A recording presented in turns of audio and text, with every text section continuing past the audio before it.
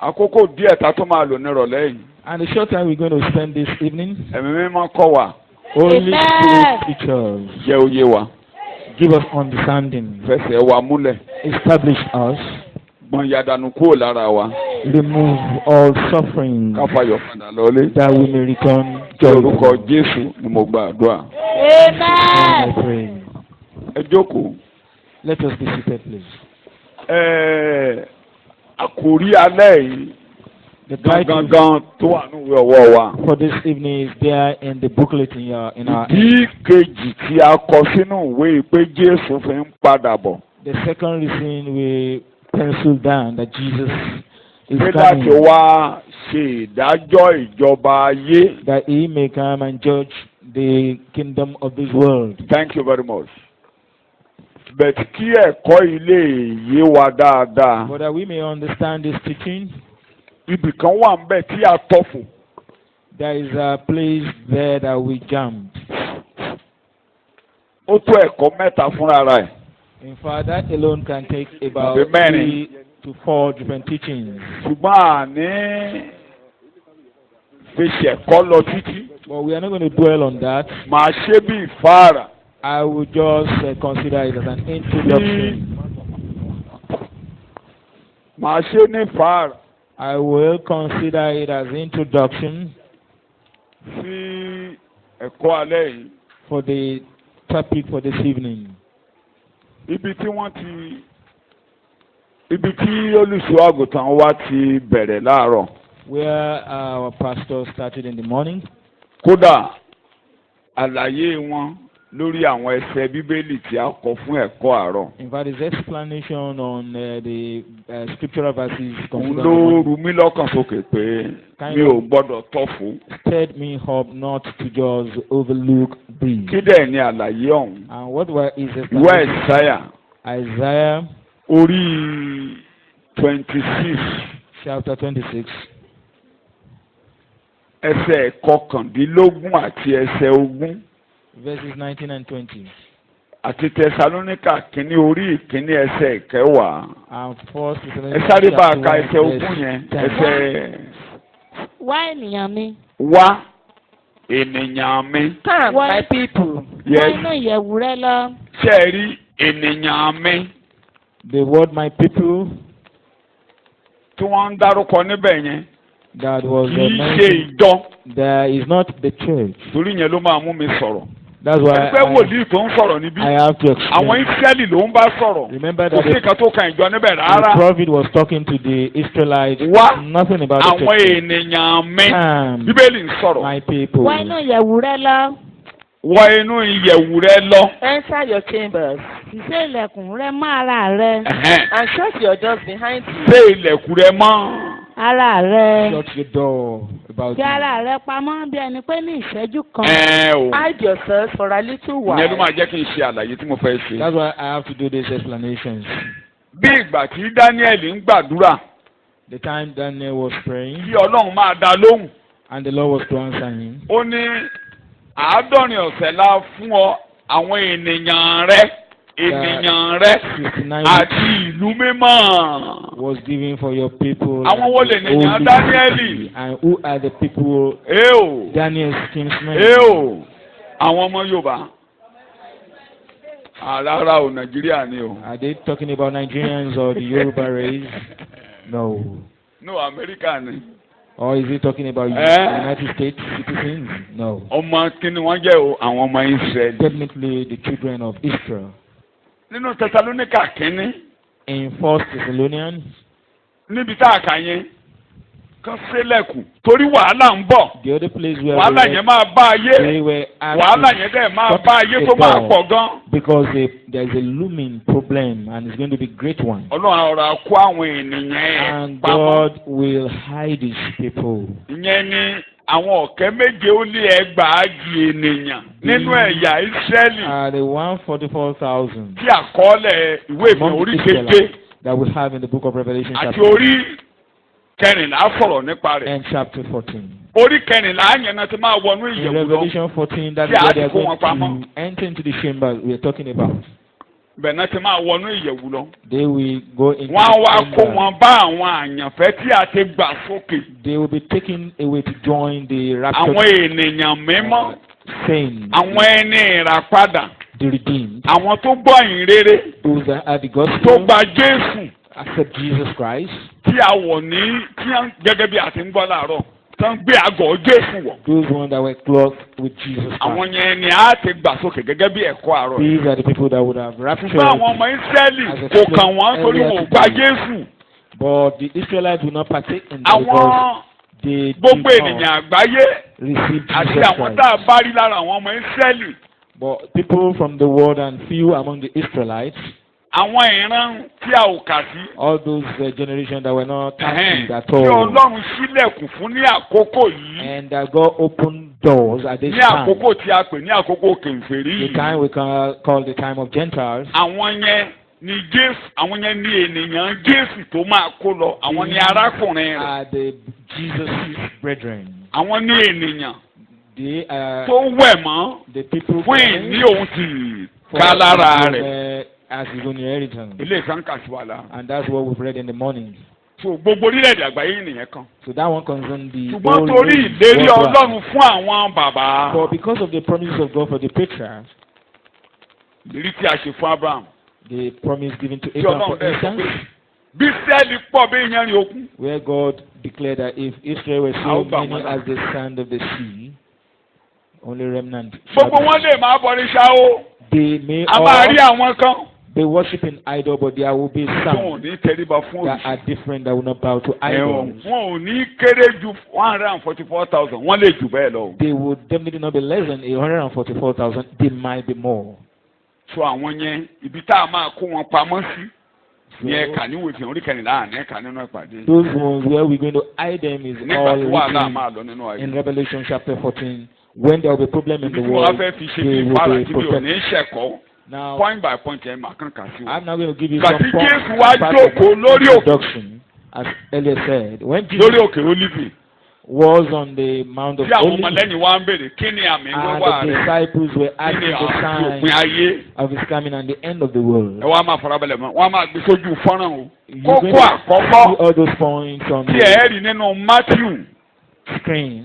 Mo dìde bí olùkọ́ ní báyìí. Now, Ẹ rí nínú Matthew. presenters Orí ìkẹrìnlá orí ìkẹrìnlélógún. in Matthew 24, Láti ẹsẹ̀ ìkíní dé ìkẹtàlá. Ẹsẹ̀ ìkẹrin dé ìkẹtàlá. verses 14 to 13. Ẹ tún rí nínú Luke 21. You find it also in So Luke ẹ kọ́ lẹ̀ o. 21, 25 to 28. Ṣé ẹ rí gbogbo ohun tó wà projected nínú on the screen. Matthew 24 yìí? So what is in Matthew 24? Ọ̀sẹ̀ kan tó kù tí ò tí ì ṣẹ yẹn. That Ohun tó wà ń bẹ̀ máa ṣẹlẹ̀. that last week is what will be fulfilled in Ṣé ẹ ti gbọ́? prophesying for Matthew 24. Ṣé ẹ rí tàkọ́kọ́ yẹn? The first one, Character of this age. Àwọn ohun tó máa ṣẹlẹ̀, ibi, àjàkálẹ̀ àrùn àti bẹ́ẹ̀ bẹ́ẹ̀ lọ, ìnira. all Ó those jẹ́ àwọn nǹkan burúkú yẹn ti evil ṣẹlẹ̀ tipẹ́. prophesied were evil things Ìyẹn á máa that lágbára sí. happened in the past and will be Kí ló máa ṣe? escalating. It will be escalating. Tẹ́lẹ̀tẹ́lẹ̀ wọ́n ní Áfíríkà, wọ́n ní ilẹ̀ wa ò rí, wọ́n ní ilẹ̀ wa dúró They dáa. used to say Ó díẹ̀ that méjì nínú ọdún African yìí. land is so Ní stable trẹ́mọ̀ ṣẹlẹ̀ ní Àbújá. that there is nothing like earthquake. But we Yeah, recorded big. 2 tremors already this year in Abuja. So a máa lágbára sí. So these events will be escalating. as the Alágbára days tá are pọ̀ approaching. gan. And it's going to be Bí so bíbọ̀ Jésù bá ti fún mọ́lé. as the coming of Bí Jesus draw near. bí àkókò tá a máa pọ́n ayé lójú bó ṣe máa fún mọ́lé. As the time that the So, world kò is going sírú to witness ìṣẹ̀lẹ̀ the tí ò great ní tribulation will be coming near, so many evil Ẹ mọ̀ things. pé ìgbà tí Boko Haram bẹ̀rẹ̀ prophesied báyìí, ó bẹ̀rẹ̀ sí eré Al-Shabaab, ISIS. Now Wọ́n ti imagine lágbára the sí. issue of Àwọn kan ti jáde báyìí lára Boko Al-Shabaab, Haram. ISIS, Boko Haram and the like. They were increasing. Ní Nàìjíríà bẹ́ẹ̀ àti ní Fúlàní jihad, wọ́n ní àwọn ní the fourth most terrorist group in the world. Now they're talking about Fulani Jihad, another group again, that they are the So, most terrible. Number one tẹ̀rí yẹn, Worldwide. character of this age. So we're talking A about máa character, ṣẹlẹ̀ lọ, a máa pọ̀ sí gan. and that will be increasing more and more. Ẹ o, ṣé ẹ rí láti kókó kejìlá ẹsẹ̀ kẹrìnlá Matthew From orí kẹrìnlélógún ẹsẹ̀ kẹrìnlá. from verse 14. A ó wàásù ìrere yes. a ó sì wá sí rere ìjọba yìí ní gbogbo ayé. This good news of the kingdom. ṣé ẹ rí ìwàásù rere ìjọba And kì the í ṣe fún wa ẹ̀yin kọ́ ló máa wàásù rẹ̀. of the kingdom is not for us, it's not our business. inú ẹ̀yìn ìgbàsókè àwọn àyànfẹ́ It is ìrere ìjọba ni pé the rapture of the ìjọba lóhùn kùsì dẹ́dẹ̀ wọn ò fún wa níyẹn o. that the kingdom of God is at hand is not our own gospel, it's not our Jòhánù business. wàásù rẹ̀. John Jésù preached wàásù that rẹ̀. Jesus did. ìrere tiwa ní Paul sọ fún wa. Our own gospel is what Kristi tí a kàn mọ́. declare that is about Tí Jesus a sì kú rẹ̀. crucified, Ó jíǹde ní ìjọ kẹta. rose the third Gẹ́gẹ́ day, bí according to the scriptures. tiwa nìyẹn. Orí That's our ọ̀fẹ́. own. Orí ọ̀fẹ́. That's the gospel of grace. Kí ni mo pè é? Kí ni mo pè é? Gospel of grace. Àwọn ọmọ Ísírẹ́lì tẹ́ bá padà sí Àìsáyà 43 tẹ́ bá ti ń gbọ́ pé ẹ̀yin ni ẹlẹ́rìí ni. If you return to Isaiah 43 and he's talking about Àwọn ọ̀kẹ́ méje ó lé ẹgbàájì ló máa kéde my yẹn. witness, Iṣẹ́ wọn that nìyẹn. is talking about the Ẹlẹ́rìí ni. 144,000 witness. Tí a mú wọ inú nájà. Tí a mú gba inú omi kọjá tí ò ní pa wọ́n lára torí a ti sàmì sí They will wọn ní not orí. get harmed because the sin is upon their head. Kò sí ìkàtà lè fojú wọn rí nínú There is ọ̀sẹ̀ kan yẹn nothing they ọdún can méje do yẹn with tó lè pa them wọ́n lára. for Wọ́n á that kéde 1 week, which is 7 years, because they pé ìjọba Ọlọ́run ti dé. the kingdom. They're going to declare Ìjọba that the tí kingdom of ìjọba God Mèsáyà ti dé. has come. Ìjọba Dáfídì ti That dé. the kingdom of David Ìjọba Dáfídì is ò fún ẹ̀yìn. here. And that's not your Ibi own tó kàn business. yín nínú ìjọba Dáfídì ẹ gbọ́ lọ́la. What concerns you in Ísírẹ́lì ló the ní. kingdom of David, you will know that tomorrow. Tó kàn yín ni For pé the teaching is for the Israelites. gba Jésù gbọ́. Your own is to declare that they should receive Jesus Kó o níyè. and Kí mo ní kó o ṣe? receive Jesus. Mo ní kó o ní o. Kí a gbé ọ dìde bí a ṣe gbé Jésù dìde. That you be risen as Jesus Kó lè bá was Jésù risen, ìjọba. that you Ó kàn may yín. reign with Tó Christ. kàn That's kìí rí all that concerns the Gentiles. Fún ìrere ìjọba. So the gospel of the kingdom, Ìjọba Dáfídì ti dé. that the kingdom of David has come, Dáfídì ajókòó lórí àga. that David will sit Ẹni on the òróró náà throne, ti dé. and the anointed one is here. Ọ̀kẹ́ méje ó lé ẹgbàájì. It is Ó for máa the kéde rẹ̀. 144,000 Jews that will do Are you that. listening to me? Ìrere mẹ́ta ló wà. Ìrere So we've got 3 ìrere gospels. ìrere ìta ayérayé àìní pẹ̀kún áńgẹ́lì ló máa kéde You know, yẹn kì í ṣe the yín. gospel of Àwọn áńgẹ́lì tí ò fẹsẹ̀ everlasting kanlẹ̀ ló máa kéde yẹn. life is about that. That's for the Ẹ angel. jẹ́ ká mú yẹn tì lórí àkókò That kúrú. will leave that. Ìkẹ́ sí Now- ẹgbẹ́ sí sórí fọ́nrán. The third point is here. Matthew orí ìkẹrìnlá You 24 found, ẹsẹ̀ kẹẹ̀ẹ́dógún 24:15 títí dé 28. to 28. Jésù tọ́ka sí ó wá ń rí fáàlì Dáníẹ́lì orí Pointed kẹsàn-án. to Nígbà tẹ́ bá ti rí ìríra ẹ̀fọ́ dáhóró chapter tó 9, dúró ní 27. ibi mímọ́. That is talking about abomination of Kí ẹ mọ̀ desolation, wípé standing in the temple. wàhálà bẹ̀rẹ̀. That once you say that, Àwọn tó wà ní Júdíà that àgbàsá o. is the beginning of trouble. Sísá ní ẹgbàdúrà kó má bọ̀ sí àkókò òtútù. And he was saying that Israeli pray wọ́n that bá your sọ̀rọ̀. flight might Kì í not ṣe be ìjọ. in the winter. That is for Mo the ní kì í ṣe. Israelites. Again, is not for the Ibi church. tí àwọn kan ti ṣìnà. That's where some Wọ́n ti people, tí òye wọn tó. make Àwọn arákùnrin wa mi tí òye wọn tó tẹ́tẹ́ particularly báyìí some pé of our brethren, ìjọ máa gba ẹnu níbi kò kàn wá. they were, that was why they were declaring that we'll go to Ìríra tribulation. ẹ̀fọ́ dáhóró That Dáníẹ́lì orí is kò not kàn for wá. us. Àwọn ènìyàn Is Dáníẹ́lì ló wà fún. only Àwọn for onímọ̀ ló wà the fún. people of Daniel, Àwọn wo ló wà fún. the Daniel's brethren.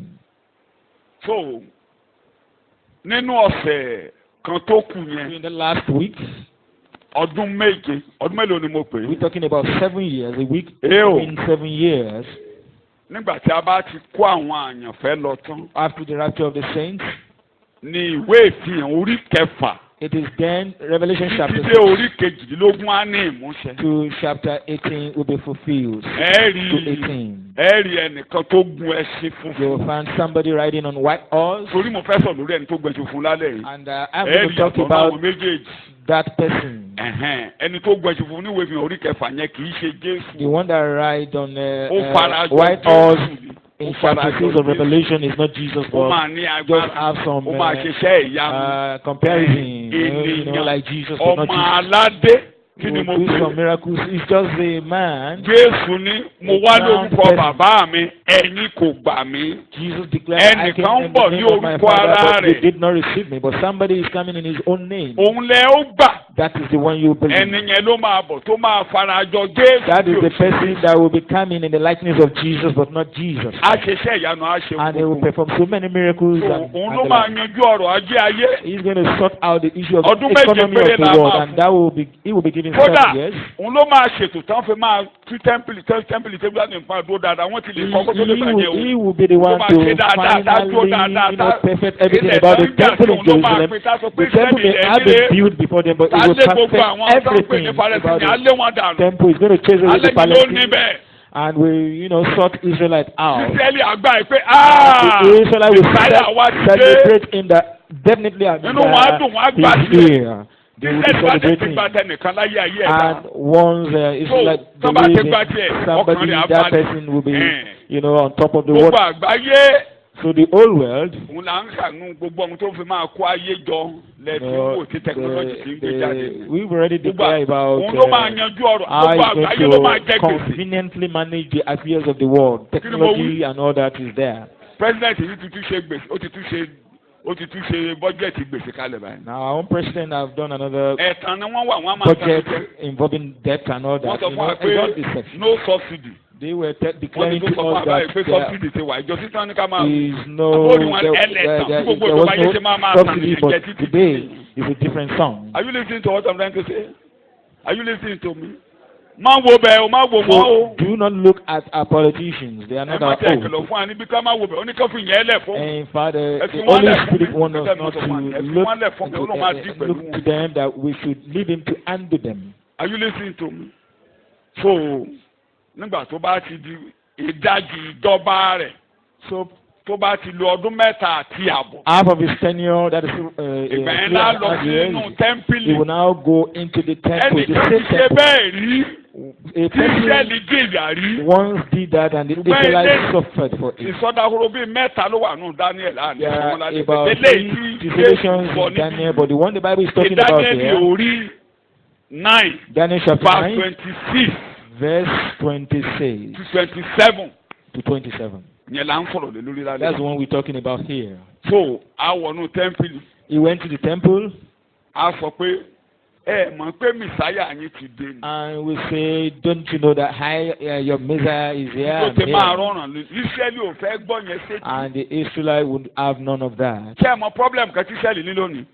One Ẹ problem má rò the pé bóyá Israelites kí ló ṣe wọ́n tí wọ́n yọ lórí burúkú have here náà gbà nǹkan after dáadáa. this, why that wondering why are they Wọ́n like ti that? So kọ́ because ẹ̀kọ́ tó lágbára nígbà tí wọ́n lọ sí ìgbèkùn they àkọ́kọ́. learn hard lesson when they Ẹ̀kọ́ went for yẹn the first ẹ̀kọ́ tó ń mú sí ìgbèkùn àkọ́kọ́ captivity. ni pé mọ Ọlọ́run lọ́kan. And that first lesson Kí ni is mo know gbé? God to be only one Ìwọ kò God gbọ́dọ̀ and not forí more. balẹ̀ fún èrèkéré kan. And you Kò must not gbọ́dọ̀ bọ́ bow ènìyàn. to any idol or any human. Ìgbà tí Jésù dé And when Jesus came, tó lóun lọ Ọlọ́run. that and Guy! there he was God, they Ó fẹ́ were kó bá ọ lẹ́ẹ̀kejì. Káì. they were furious. Wọ́n ní ìwọ tí ń ṣe They ènìyàn. challenging you, ordinary Ó fi mortal, ààrẹ wéta ní. comparing yourself with God. Ìgbà tán ní kí lẹ fẹ́ pa mí fún. It was Wọ́n lé ènìyàn ni ọ́. Jesus challenging them. Why did you want to kill Wọ́n ní me? ìwọ Ọlọ́run Jésù They ní. said you Ṣé bó wà nù wí ni ordinary pé man declare Ọlọ́run ni yourself ẹ̀yin. to be God, and Jesus replied, but it's there in your book that ye, Nǹkan tó ń fa sínú God. nǹkan tó ti foró lé lórí rẹ̀ ni. and that was why he Tó wọn died. fẹ́ gbọ́. So they wouldn't want to have that. So sẹ́yìn àwa kìrìsìtẹ́nì lónìí báyìí. So we Christians today, A typical Israelite wọ́n kàn ń wò wò yín ní abọ̀rìṣà. a typical Israelite see you as an Tó ìyá yín ẹ̀ tí idolater, kú òní díẹ̀. that you are still in Torí ẹ̀ ń sin Ọlọ́run idolatry mẹ́ta. because you Ẹ̀ ń are sin Ọlọ́run bàbá. serving three Ẹ̀ ń sin gods, God the Ọlọ́run Father, God the Ẹ̀ ń sin Son, Ọlọ́run ẹ̀mí. and God the Holy Ghost. Káì. They will never have that. So ìgbà tí Jésù bá àbí tí aṣòdì bá ti And dé. so when the Wọ́n ní Antichrist Bíbélì ló pe láṣòdì. stands, Ènìyàn. the Bible Èdè declares rẹ̀ him gan an ni Antichrist, ènìyàn but ọmọ he aládé. is a human Àwọn ọ̀run being, ló fún ládé. a politician or a Democrat, so to speak, or So diplomat. ó máa jáde ó máa ní agbára. Definitely he's going to Agbára come ìjọba. up and then Let be me call very him- powerful. Let me use modern language. He's going to be the last world emperor. Òun ló máa A lè ṣe pè ní tẹ́lẹ̀tẹ́lẹ̀ tó máa àwọn darí emperor máa ń ayé. darí ayé.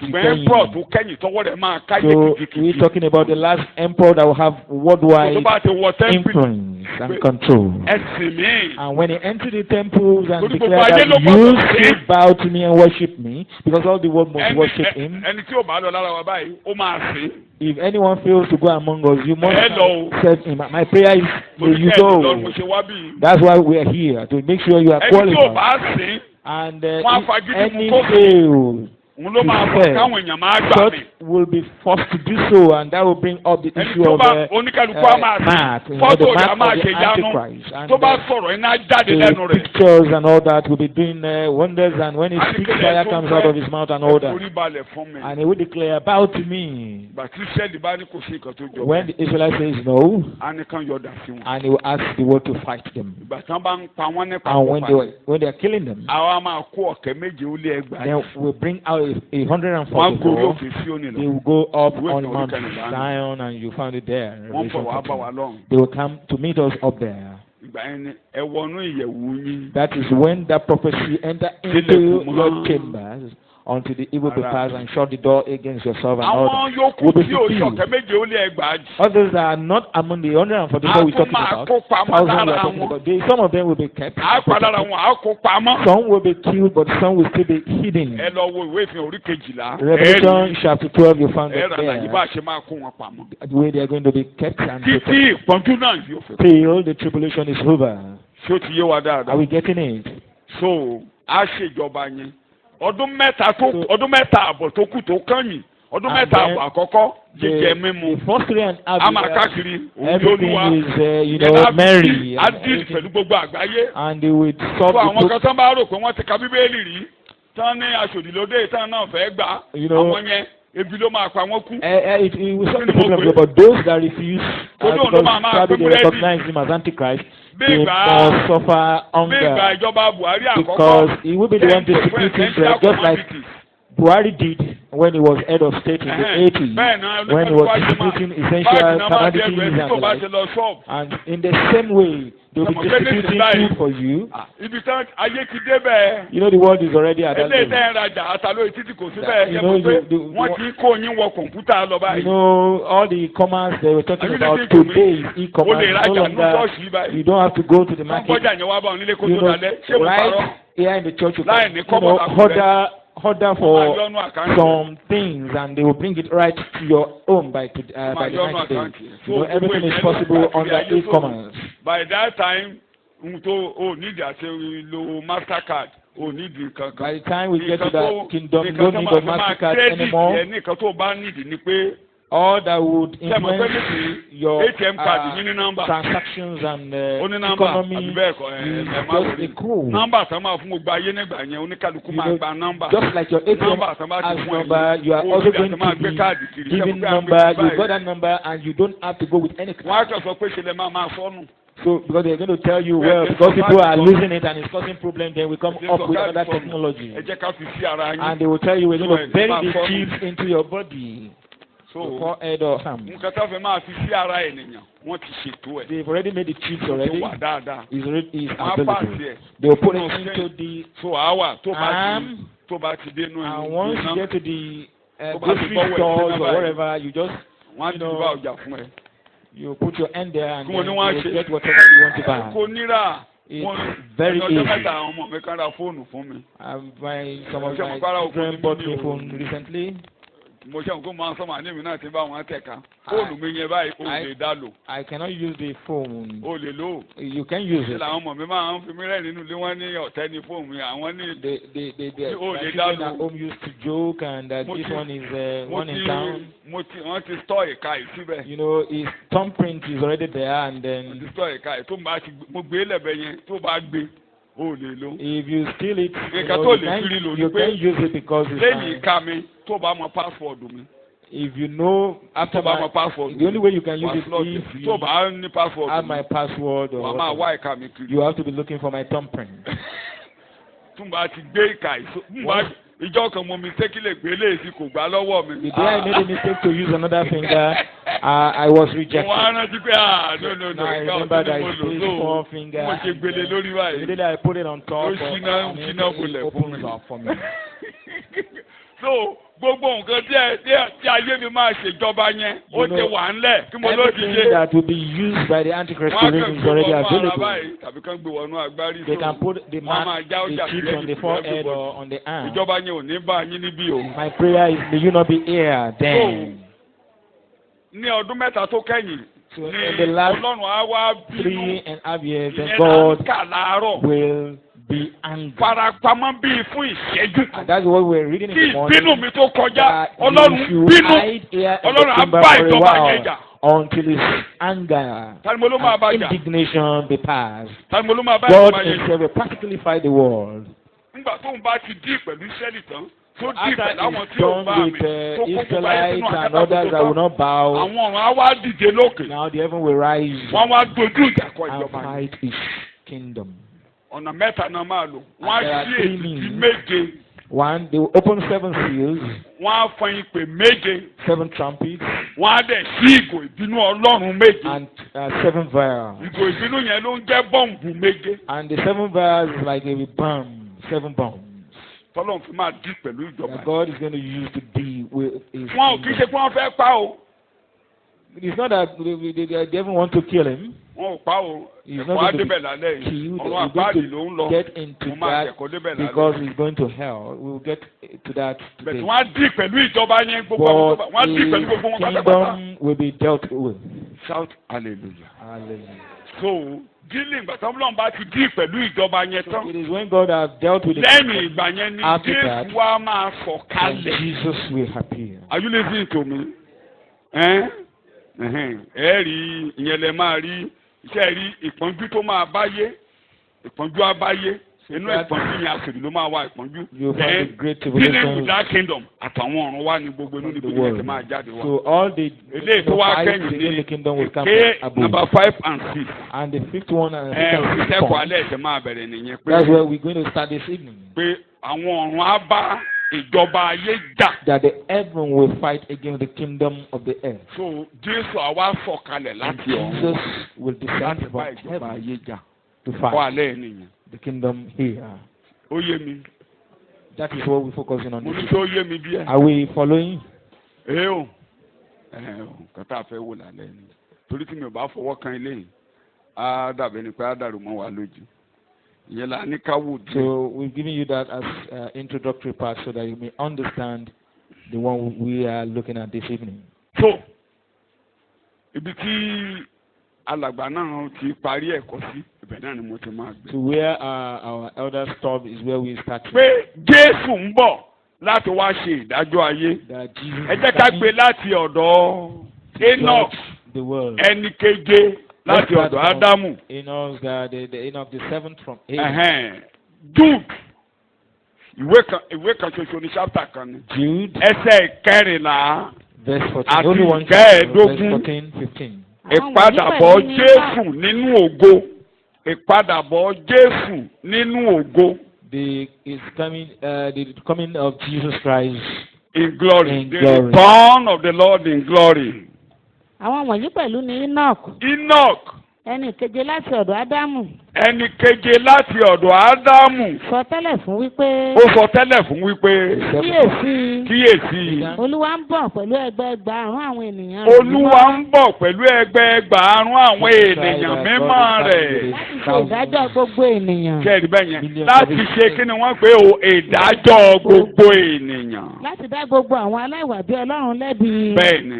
Ní ti gbogbo ìṣe àìwà bí Ọlọ́run wọn. Fún òkò kan yín.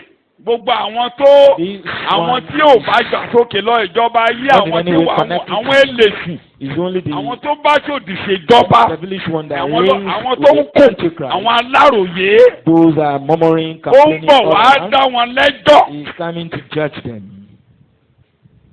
Ṣé ẹ ti rí níbẹ̀?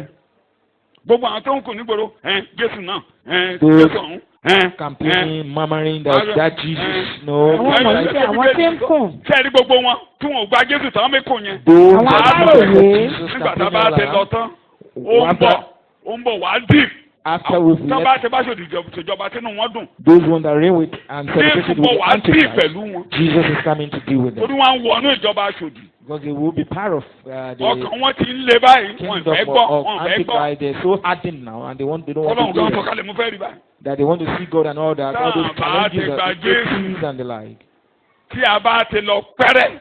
Once we live and without Tán bá àkàrà lọ àkàrà náà máa bá accepting the lọ Lord Jesus àkàrà Christ and they follow, búrẹ́dì bread sweet and all the goodies of Antichrist. Ṣé ẹ̀rẹ́ àwọn tí ò lè faradà bá àwọn kan ò lè faradà báyìí náà ṣe wá bí wọ́n rò pé wọ́n lè. Some, wọ́n rò like pé some that cannot just endure, that's why they're àwọn kan not wá there. ṣọ́ọ̀ṣì wá báyìí wọ́n rò pé ọjà tán máa tà lónìí òun ló máa jẹ́ kàn. Some, because of what they're going to sell today, they are not here. They wọ́n máa lówó jù nílò báyìí may have a little more change than you do at the wọ́n bá ti moment. dijọ́ Monday bá wọn àtọ̀rọ̀ wọ́n rò On pé bóyá Monday again, they are house, wọ́n rò pé àwọn àtọ̀rọ̀ owó lọ́wọ́ wọn. thinking that we'll be coming ẹ ò to lè tọrọ owó lọ́wọ́ wọn. beg them for money. We're Amen. going to beg them for àwọn kan ló money. àwọn máa wá bá yín. But they will come to you àdúró to ṣinṣin ló máa borrow. jẹ ọba wọn ní òwúrọ̀. You know, it is the upright that will Are you listening to rule me? over them ẹ and lè the tọrọ money. lọ́wọ́ wọn. You will not have to wọ́n bọ̀ borrow. wá gbàdúrà lọ́dọ̀ But they yín. are coming to you for prayer. ṣẹ̀kẹ̀ ìwọ ni onísùúrù. You just be patient. èmi gan ti rí yẹn nínú ìrìn àjò mi láyé. I've been witnessing àwọn tó rò pé kò already. lè dá fún wa nígbà in táwa ń my bẹ̀rẹ̀ journey rere. on earth, people tá that káàkiri. write us táwa náà off fẹsẹ̀ gbá gbókè. when we started the gospel, Ṣé you arákùnrin kan know, olóòpẹ́ tó ti ń fẹsẹ̀ gbá títí ìgboro Ìjẹ̀ṣà ká. like Wá when gbà, somebody wá said gbà. that it's been long that he's been, wọ́n ti wá ń gbàdúrà bẹ́ẹ̀. walking around the streets of Ijeshaland. Now to On the persons Lord, that went away are back asking for prayers. kò fún tí mo fẹ́ jẹ lónìí tí mi ò lè jẹ. Let me tell you that there's nothing I want to eat today that I cannot bá a tó afford. fún yín báyìí mo ṣe dúró yìí. As I stand before ni mo you, bí yín pé mo fẹ́ jẹ tọ́kì ṣé wọn rẹ́ni tó máa wá if rà I fún mi. should, for instance, declare that I need a turkey to eat, I want ṣé wọn to rẹ́ni eat, tó máa wá rà fún mi kó tó dàrọ. am I not going to get somebody that will just bring one to me before tomorrow morning? I gbogbo can't ní òde trust léèsì ni for that. kí n sọ pé mo fẹ́ jẹ tọ́kì. If I should say that I am in need of tí mi ò ní turkey, tọ́kì sílé. that I don't have a ọ̀pọ̀ mi ò turkey, ní so mo and fẹ́ jẹ tọ́kì. and I don't gbogbo have nǹkan tó ní money sílé for yẹn wù mí jẹ. that all that my wife has told me, I do. I only need a turkey. I am sure that before the end of today, I'll get through. ní sùúrù fẹ́mi ẹ̀. That's why you should ìyà ò ní jẹ́ ọ́ relax. láyé. You will not. farabalẹ̀ fún Jésù olùgbàlà. Just sọ relax. bẹ́ẹ̀ Jesus mo ti Christ. débi tó ti máa ń dà fún ni. Tell- lórí ẹsẹ̀ declare wíwẹ̀ that mo I ti am débi tó ti máa ń dà already fún ni. at the Mo ti dé ọ̀dọ̀ ẹni táyé ẹni tí máa ń dà. where people prosper. I'm at the Mo ti dé ọ̀dọ̀ destination ẹni of táyé ẹni tí máa ń prosperity dà. already. Declare it. I have Ayé mi ò lè wọlé mọ́. a destination mo ti débi táyé ẹni tí máa ń dà. of prosperity. mi ò lè rẹ̀yìn mọ́ láyé. My life will never Mi ò be ṣe ní ẹ̀yìn mọ́. backward. I am not backbenchers. ní orúkọ Jésù Olúwa wa ni mo gba àdúrà. In Jesus' name I pray. so gbé farabalẹ̀ sí Jésù olùgbàlà. Relax and patiently serve the Lord Jesus. ìgbà àgbà náà ti kó ònú gbá rẹ. Understand that bí ẹ̀kọ́ mi táwọn ọmọ mi sọ you are not lónìí. going to have leaking pores anymore. mi ò ní nájà mẹ́ta mẹ́ra. You will not invest and then fail in business. mẹ́ra ṣe dànù. Ṣàṣeyọwọ́ iṣẹ́ mi àlè I will not be mi ò ní kọjá Mẹ́ta mẹ́ra, èyí ò ní ipò fún.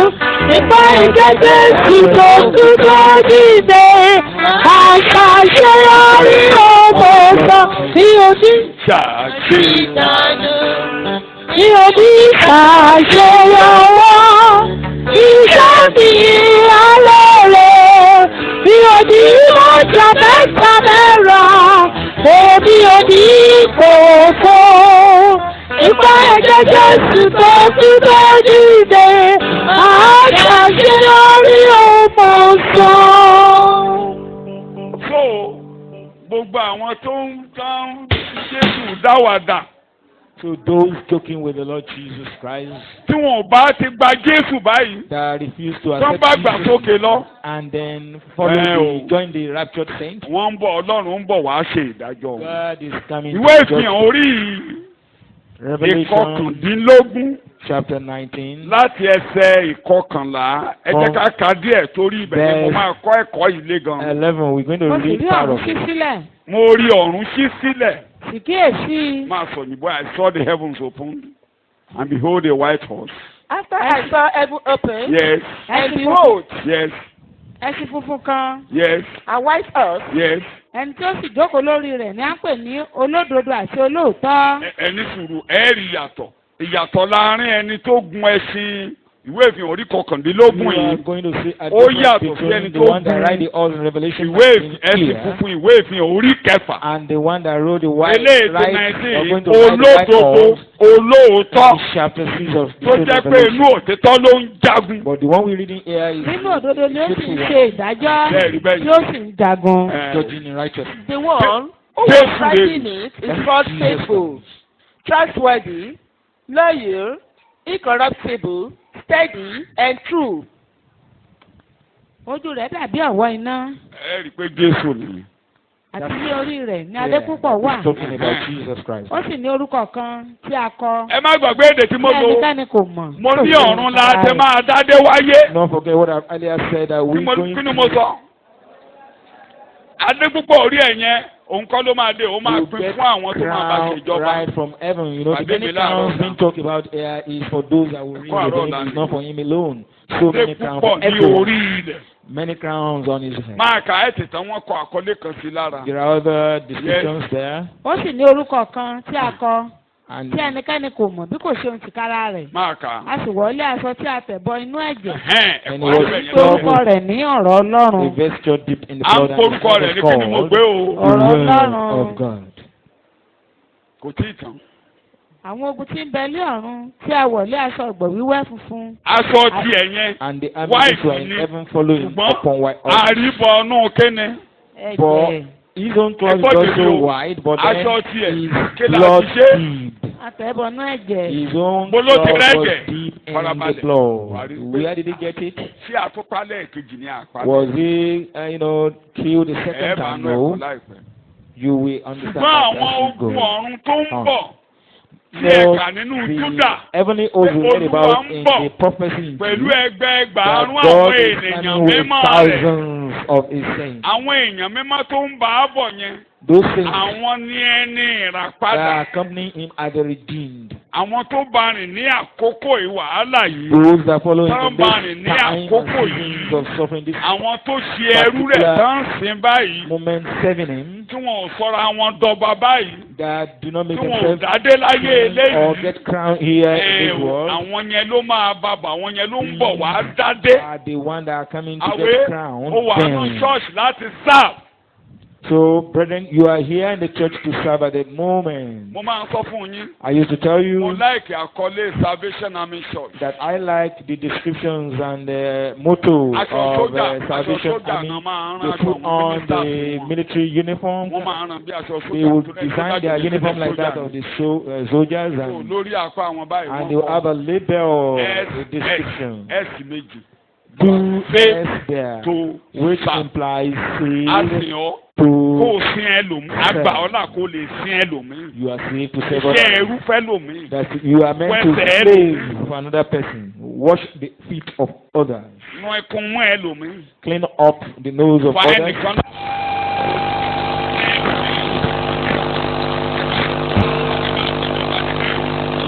In here, you are not among those that were in them. Therefore, with clothes, you know, the kind of spirit sold for man without Christ is what way indwell you inside that reign. You know, that's the kind of fruit that I was eating. You begin to think like reigning and ruling and lording over others. You know, everyone, only two corner want to rule and reign and then control everyone. Haven't you seen the Israelite in the wilderness? You know, they say Moses that they ran away from. The man they cannot look at it. Look in the face. They were confronting and challenging him that we also can rule. Those ones were swallowed up alive. So therefore be careful. tó bá ti rẹ́ni tọ́lọ́run gbé síwájú rẹ̀. If you got Ọlọ́run ló ń somebody gbé ní ga. that God Ọ̀rọ̀ máa lọ. place Bó ahead of ṣe máa you, ran èèyàn kan lọ́wọ́ láyé ni kó máa just wá. submit Bẹ́ẹ̀nìkan ṣe máa rí gbà. and be out máa wá. looking for somebody to Nígbà tó help. bá tákòókò Ọlọ́run á gbé ọ And at the síwájú. right time, God will exalt you. Mo ò lè as jókòó ní well. ọ lórí. Nobody can pin you down. Má It's sọ pé impossible. bó ṣe ń ṣe bí ọ̀dẹ̀ yẹn. As Ọlọ́run máa gbé ẹ you sókè. behave as if you are a fool, God will Sáfùẹ̀. definitely lift you up. Continue to serve. Shout hallelujah. Hallelujah. A ò lè ka gbogbo ẹsẹ̀ tán. We can read all Ó yé the yín scriptural pé verses, but understand that wọ́n ń gbé díẹ̀ sórí fọ́nrán ẹ̀ máa rí ẹ we ní see tẹ̀bá ti some pọ̀ of sílẹ̀. these things on the screen. Ó ń gbọ̀.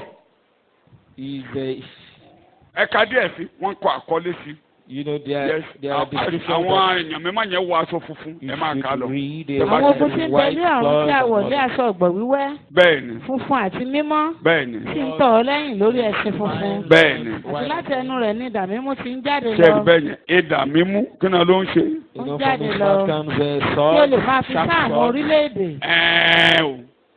Òun ó sì máa fi ọ̀pá ẹni ṣe àkóso wọn. and will rule with rod of Bíbọ̀ rẹ̀ tí iron. mo ló ń bọ̀ lẹ́ẹ̀kan. So the coming that I mentioned the other time, Daniel ti sọ yẹn ni mo kọ Daniel sínú yẹn la kọ sínú earlier ìwé ìléwọ́ wa. prophesied it that Nígbà tí Nebukadnezar rí àlá, when Nebuchadnezzar got had the dream, gbogbo ìjọba ayé, èrè, the kí ni mo kingdom gbé? of the world was described as Kí ni mo gbé? an image. Ìjọba tó ti dáa jù látọjá You know, táyé ti the wà lọ́dọ̀ best Ọlọ́run. of all kingdom from Lọ́dọ̀ Ọlọ́run. before God. Ẹni tó dáa jù The very tọ́lọ́run kà sí láyé. kingdom Ní highly gbogbo ènìyàn tó ń recognized ṣèjọba gbogbo àgbáyé. among those Tó jẹ́ emperors òṣìṣẹ́ Ọlọ́run tó dáa jù are tíjọba rẹ̀ dáa jù servants láyé. of God that were so good. Orí wúrà kí ni mo It gbé? was described as a Kò golden tí ì sí ẹnìkan head. láyé tó dáa jù Nebukadnezari. There is never any other kingdom or emperor that is better than Nebuchadnezzar. Gbogbo olùkọ́ Bíbélì mọ̀ pé All the Bible readers know this, òjíṣẹ́ Ọlọ́run ni. that he was actually a servant of Ní God. òpin ọjọ́ mi, iyè mi ṣe kíni. He said at the end of the age he came to his senses.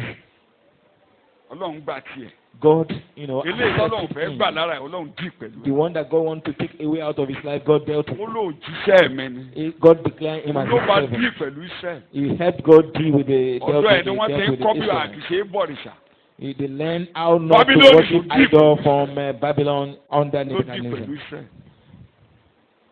So the Babylon Ó dẹ̀ dealt ṣiṣẹ́ with the yẹn. Israelites, and he Ó did it. ṣiṣẹ́ yẹn. He Ó ń did it. gbóhùn Ọlọ́run.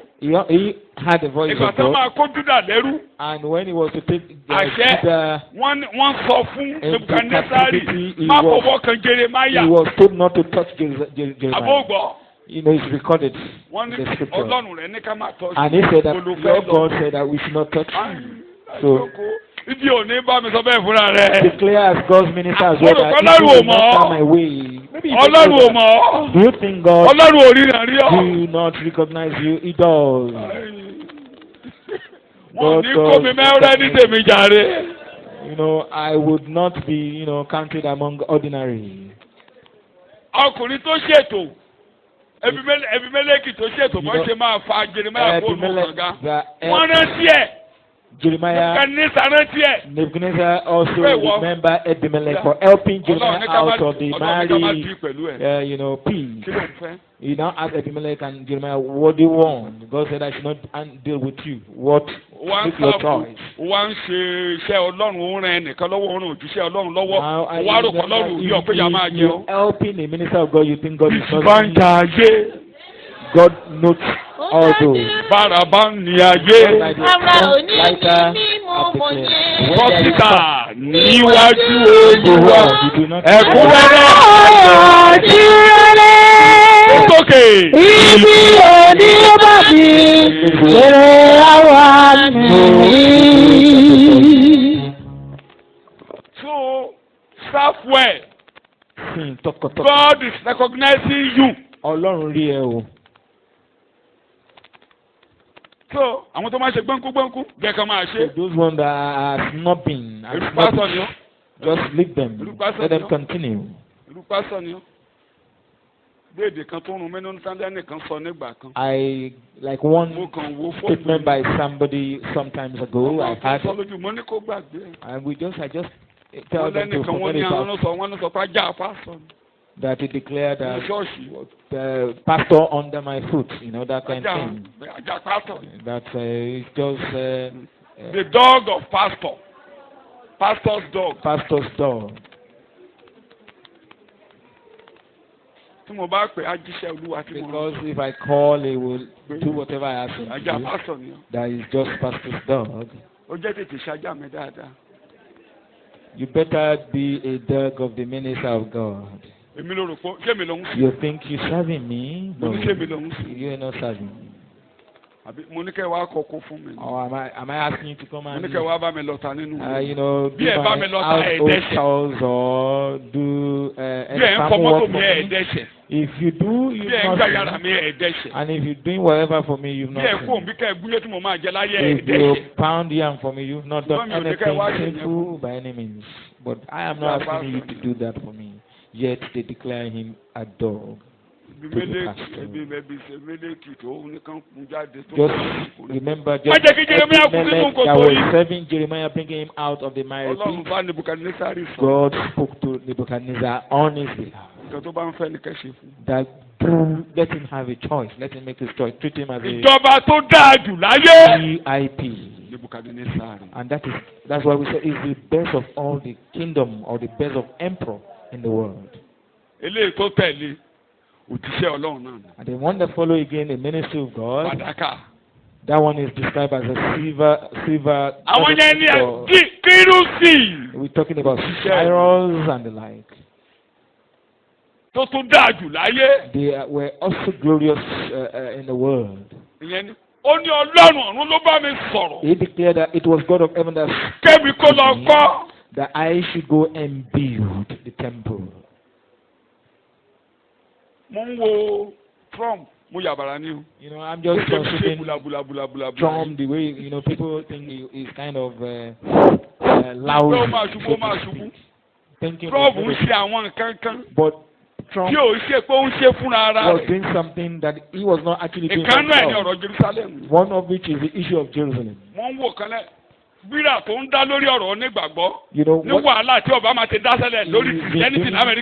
the case of Christianity in America, which of course Obama's government caused, he was trying to correct all those men, clean them up. Christmas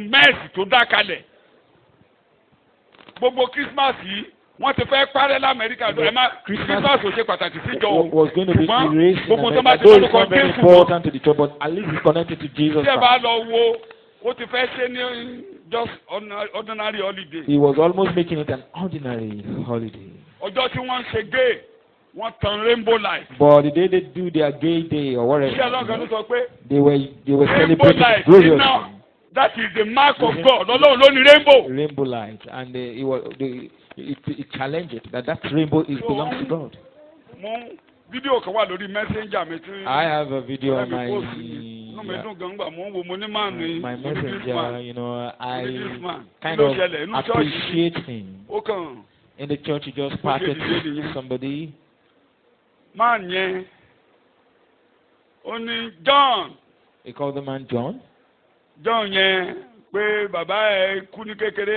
that the father was young and he was out of control. But his mother became so difficult and hooligan and the like. And they went and they robbed banks. And FBI man can one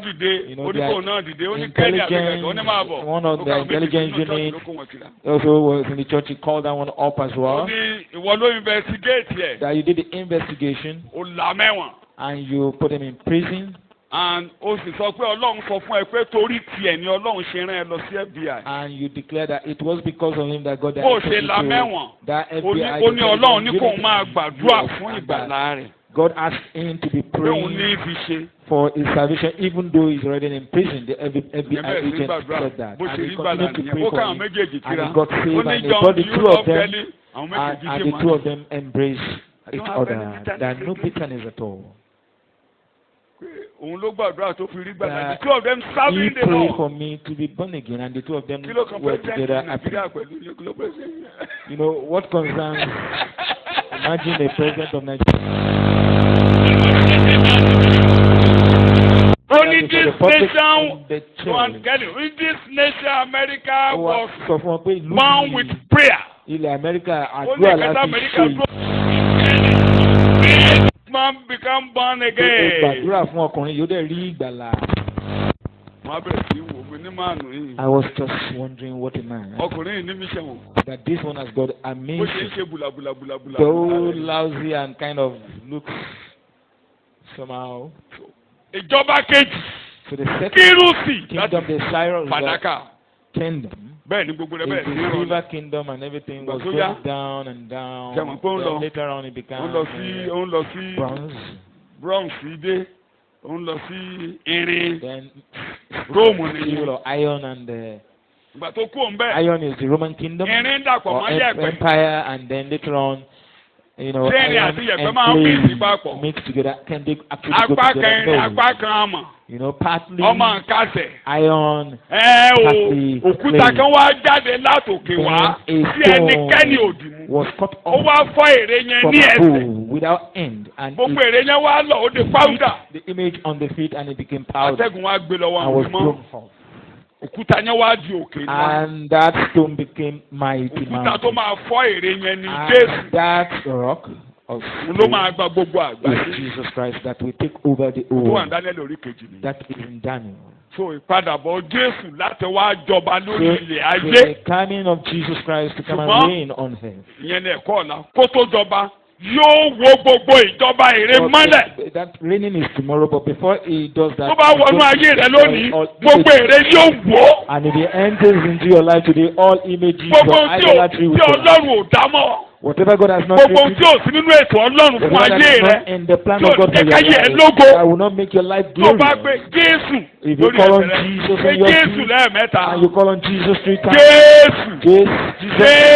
Jesus, lórúkọ Jésù, name of Jesus, lórúkọ Jésù, in the name of Jesus, ayé mi dọwọ́ rẹ, Lord, my life is unto you. Ìwọ ni Olúwa àti Ọlọ́run mi. You are the Lord and my God. Jọba nínú ayé mi. Rule and reign in my life. Kí ìjọba rẹ kalẹ̀ nínú ayé mi. Let your kingdom come in my life. Ìwọ ni Olúwa àti Ọlọ́run mi. You are the Lord and God. Ìwọ ni Olúwa àti Ọlọ́run mi. The Lord and God. Ìwọ ni Olúwa àti Ọlọ́run mi. You are my God, you are my Lord. Ní orúkọ Jésù ni mo gbàdúrà. In Jesus' name we pray. Òkúta ìdìgbòlù. That's wrong. Òkúta tí ò lọ́wọ́. Gbogbo ère inú ayé mi kó máa wó. Àdúrà bẹ́ẹ̀ lórúkọ Jésù. Gbogbo ère kó máa wó. Gbogbo ohun tí ò dá mọ́ mi. Gbogbo ohun tí ò ní ṣe ayé mi lógo. Gbogbo ohun tí ò ní ṣe ayé mi lógo. Ohun tó ń kó ìnira bá mi lórúkọ Jésù kó máa wó. Kó máa wó. Kó máa wó. Kó máa wó. Kó máa wó. Kó máa wó. Collapse in the name of Jesus. Ní orúkọ Jésù ni mo gbàdúrà.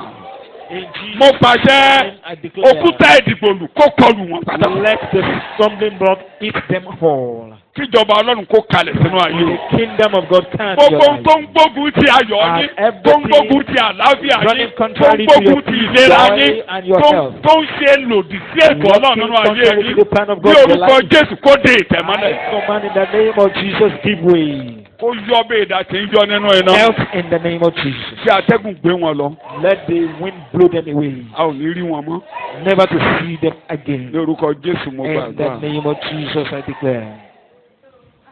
So, ìgbà tí Jésù bá ti gbéjọba ẹ̀ kalẹ̀ sáyé. So when kò sì máa ṣe gbogbo ìjọba ayé ní ká máa gbádànù nínú. His own kingdom, that's what he's going to sweep Fọ́márì ń tẹ̀sẹ̀ wò lábẹ́ all nonsense from the world. So mo ti world. fi sọ fún ẹ pé lónìí báyìí inú ayé wa ló ti ń jọba. Today he is doing that in our life. Gbogbo nǹkan tó lò. So all contrary things. Kò lè bá ọkọ wọ̀rin. Will never accompany you. Kò lè bá ọkọ wọ̀rin. Will never ọwọ́ ènìyàn accompany you. Yóò gbẹ. And all the ends of human that are contrary will dry up. Òjíṣẹ́ Ọlọ́run tí a rán lọ. You know that man of God sent. A rán lọ láti Judah lọ sí. He was sent from Ìwọ pẹpẹ.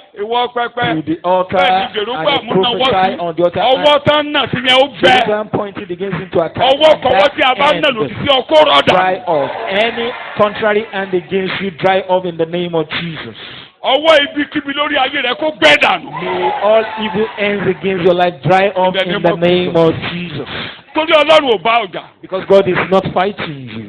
Ọlọ́run ló rán ọ níṣẹ́. God sent you. Ọlọ́run ló pòjíṣẹ́ Ọlọ́run yẹn. God Ọlọ́run ló called that dojú man ìjà of God kọ. and he was Ẹnìkan wá nawọ́ sí. and somebody wanted to Wọ́n nawọ́ attack. sí. Somebody wanted Ọwọ́ to yẹn attack. gbẹ fúnra ara That rẹ̀. hand dried up. Ọwọ́ kọwọ́ tó bá lò And sí ọkọ any bẹ́ẹ̀ lórúkọ Jésù. contrary hands against you become cut off in Ọlọ́run bá Jesus' ọjà name. náà. Because God is not fighting us. Shout hallelujah. Shout hallelujah. Hallelujah. Matthew chapter 24. Matthew 24. Verse 29. Ẹ mú 28 sí. Mo ń bọ̀ lórí 28. Matthew 24. Màá parí ẹ̀kọ́ sí. 29. lójú kan náà. Lójú kan náà. lẹ́yìn ìpọ́njú ọjọ́ wọn ni. Ẹ ti gbọ́ bẹ́ẹ̀ yẹn. Lẹ́yìn ìpọ́njú tí mo sọ lẹ́ẹ̀kan. Lẹ́yìn ìpọ́njú ọjọ́ wọn ni. Ní oòrùn yóò ṣóòkùn.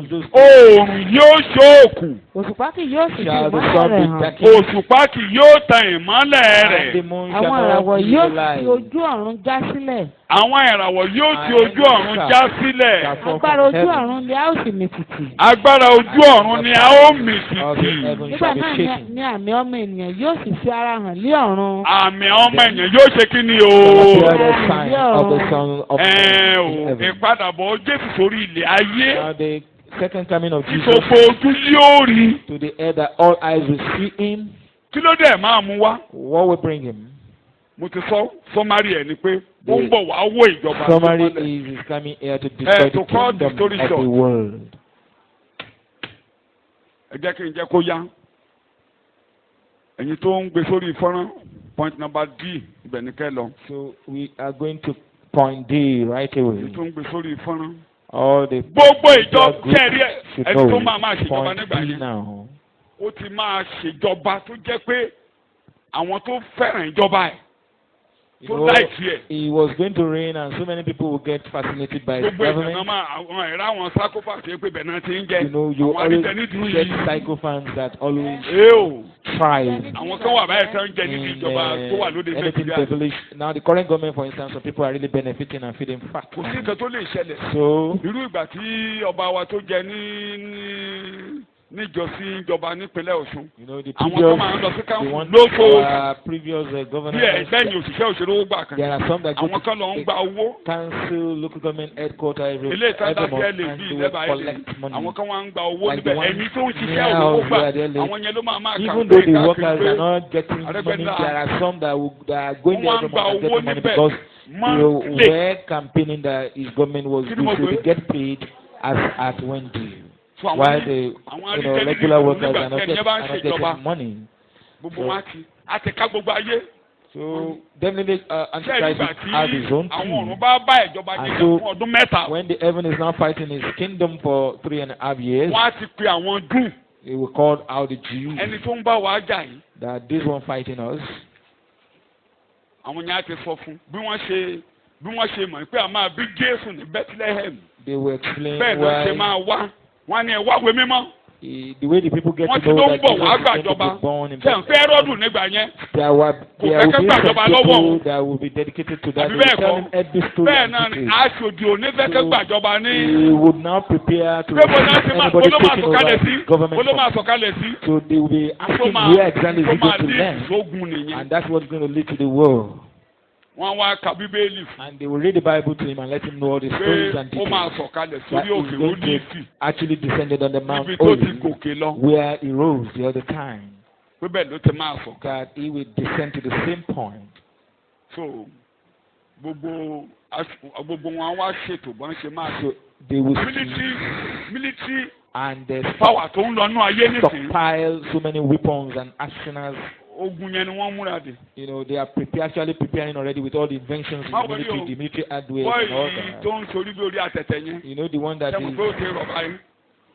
Bọ́ọ̀ tó ń sorí bí orí àtẹ̀tẹ̀ strong, North Korea the one that is strong-headed in àwọn ìgbà tó wà North ní Korea, àwọn that young gbogbo àwọn ọmọdé ń president. kọ́pì bó ṣe máa ṣe wọn á sorí ẹ̀ You gbórí know, àtẹ̀tẹ̀. there's a way he style his hair and all that. Very Nísìnyí difficult young bẹ́ẹ̀ man. nínú wèrè làwọn ọ̀dọ́kùnrin ń ṣe. You know, now today we are having young, you know, Kí ni mo pè é? men, youth, putting on Kí ni mo mad, pè you know, design that looks like a madman.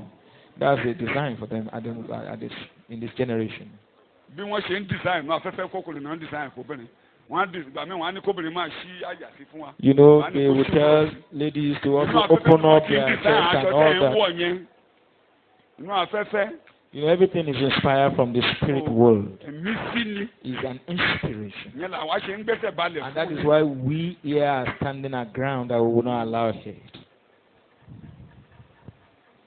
So, wọ́n á kóra wọn jọ pọ̀. Pébo ló ti máa sọ̀kalẹ̀ gan. So they will come together to say, well, we're going to resist. Gbogbo àgbáyá wa gbára jọ pọ̀. And so the whole world will come together to fight. Láti bá jagun. A kind of united force world to fight against him.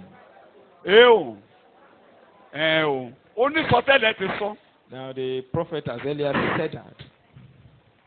Ẹ̀mí ló máa darí wọn o. Ẹ̀mí in the spirit world. Bíbélì nínú sọtẹ́lẹ̀ ṣẹ̀kẹ̀rẹ̀ nínú sọtẹ́lẹ̀ Ezekiel. Ó ní èrò náà yóò sọ ní ọkàn rẹ. You know, in the book of Ezekiel, it was called a thought will spring up in your heart. Ezekiel 39. Fire in the spirit world. Ezekiel. Verse 10, 11, 12, 13. 39. Wọn kì yóò lọ. 38. I'm sorry. 38, not 39. 38. I'm sorry. Báyìí ni Olúwa Ọlọ́run wí. Yes. Yóò sì ṣe pé. Yes. Nígbà kan náà nìkan yóò sọ sí ọkàn rẹ. Yóò gbọ́. Kẹ́ni kan yóò sọ ní ọkàn rẹ. Ìwọ sì ro èrò ibi kan. At the same time shall things come into thy mind and yóò fẹ́ ẹsẹ̀ yẹn. Ó ro èrò ibi kan. Did you hear that? Ṣé oríjọ́ tó o bá ti ń ro èrò tí o bá Bíbélì mu? You know, anytime you are thinking or having thoughts that are contrary to the scripture, it's not from God. It's not. Tó o bá ti ṣe nǹkan tí a fi kọ́ or you are doing something contrary to what you are taught in the church, and you are making up your mind, I'm going to do it, I will get it done. You know, go and report to your pastor. I will go ahead with what I intend doing. Remember this word that says that there shall be a thought in thy mind. And you are thinking an evil thought. That's evil thought. Now bow your head. Holy Spirit, please help me in this journey. That there be no thoughts prevailing over me. That there be no evil thought prevailing over me. That no evil thought prevail over me. It may want to come up. Oh Lord, give me the grace to overcome all evil thoughts. Ní orúkọ Jésù ni mo gba àdúrà. Ẹ jẹ́ ká máa kà á máa yé wa díẹ̀díẹ̀. Kí n má da gbogbo ẹ̀ka lẹ̀ mu ní ká kẹ́kọ̀ọ́. Bíbélì ń sọ̀rọ̀. Ìwọ sì wí pé. Ó wí pé. Èmi ó gòkè lọ sí ilẹ̀ ìletò tí kò ní odi. Bẹ́ẹ̀ni. Èmi ó tọ̀ àwọn tí ó wà ní ìsinmi lọ. Wọn ò lódi mọ́, wọn ò dẹ̀ lè mọ odi mọ́ fún wọn. No wall and. Tí wọ́n ń gbé láì bẹ̀rù. Ísírẹ́lì nìyẹn. Tí gbogbo wọn ń gbé láì sí odi. Bẹ́ẹ̀ni. Tí wọn kò sì ní agbára irin tàbí ẹnu odi. Bẹ́ẹ̀ni. Láti lọ kó ìkógun àti láti lọ mú ohun ọdẹ. Mo fẹ́ lọ jẹun níbẹ̀ kí mi wó wọn mọ́lẹ̀. Láti yí ọwọ́ rẹ sí ibi ahoro wọn ni. Bẹ́ẹ̀ni. Tí a tẹ̀dó nísinsìnyí. Bẹ́ẹ̀ni. Àti sí ènìyàn tí a kó jọ láti inú àwọn orílẹ̀-èdè wá. Bẹ́ẹ̀ni. Àwọn tí ó ti ní ohun ọ̀sìn àti ẹrù. Sẹ́ẹ̀rì àwọn ènìyàn tí a kó jọ láti gbogbo orílẹ̀-èdè àgbáyé wá. Láti wọ́n á fẹ́ gbógun ti the regathered Israel. They would want to fight against. Gbogbo orílẹ̀-èdè àgbáyé láti kó wọn jọ wá. Israel that are just brought together. They all come together from different nations. Ìwọ sì ti ipò rẹ wá láti àríwá. Bẹ́ẹ̀ni. Ìwọ àti ọ̀pọ̀ ènìyàn pẹ̀lú rẹ. Pẹ̀lú ọ̀pọ̀ ènìyàn pẹ̀lú rẹ. Gbogbo wọn ni ó ń gun ẹṣin. Gbogbo wọn ló gun ẹṣin. Ẹgbẹ́ ńlá. Ẹgbẹ́ ńlá. Àti ọ̀pọ̀lọpọ̀ ogun alágbára. Àti ọ̀pọ̀lọpọ̀ ogun alágbára. Ọ̀pọ̀lọpọ̀ kí ni wọ́n pè ogun alágbára. Ìwọ sì gòkè wá sí àwọn ènìyàn mi Ísírẹ́lì. Wọ́n á wá sí Ísírẹ́lì. Bí àwọ̀ sánmọ̀ láti bo ilẹ̀. Wọ́n á pọ̀, wọ́n á dàbí àwọ̀ sánmọ̀ tó bo ilẹ̀. Yóò ṣe níkẹyìn ọjọ́. Èmi ó sì mọ́ dojúkọ ilẹ̀ mi. Kí àwọn orílẹ̀-èdè kí ó lè mọ̀ mí. Nígbà tí a ó yà mí sí mímọ́ nínú rẹ̀. Káwọn orílẹ̀-èdè kan lè ṣe kí ni ká mọ̀ mí. Nígbà tí a ó yà mí sí mímọ́ nínú rẹ̀. A ó yà mí sí mímọ́. Ó ti tó. Ìwọ Gógù. Oh God. Mo ń bọ̀ gbogbo ayé á mọ̀ mí. The world will know me. Jóẹ́lì. Joel. Orí kẹta. Chapter 3. Ẹsẹ̀ ìkejì àti ìkẹta. Verses 2 and 3. Èmi ó kó gbogbo orílẹ̀-èdè jọ pẹ̀lú. Èmi ó sì mú wá sí àfonífojì. Èmi ó kó gbogbo orílẹ̀-èdè jọ. èmi ó mú wá sí àfonífojì into the valley of yóò sì bá wọn Jehoshaphat. wíjọ́ níbẹ̀. Sẹ́ẹ̀rí And we plead with them last year when we went my to people. Israel, When our tour when guide, we went to Israel last year, lágbàtà lọ sílẹ̀ Israel, a ò dúró ń bẹ̀, we didn't stay there. ó ń tọ́ka sí fún wa ni. Our third guide was Only that is Megiddo. telling us that place is Megiddo. Only Megiddo nìyẹn. He was pointing Megiddo to Ọ̀sán tó tún kẹ̀mí ẹ̀ ló ń béèrè. Megiddo to us. Lájọjọ ń fọ́. Mo ní Bíbélì pè ní the valley of Jehoshaphat. I said the Bible called it Valley of Jehoshaphat. He endorsed it. Only that is Megiddo. That is that place.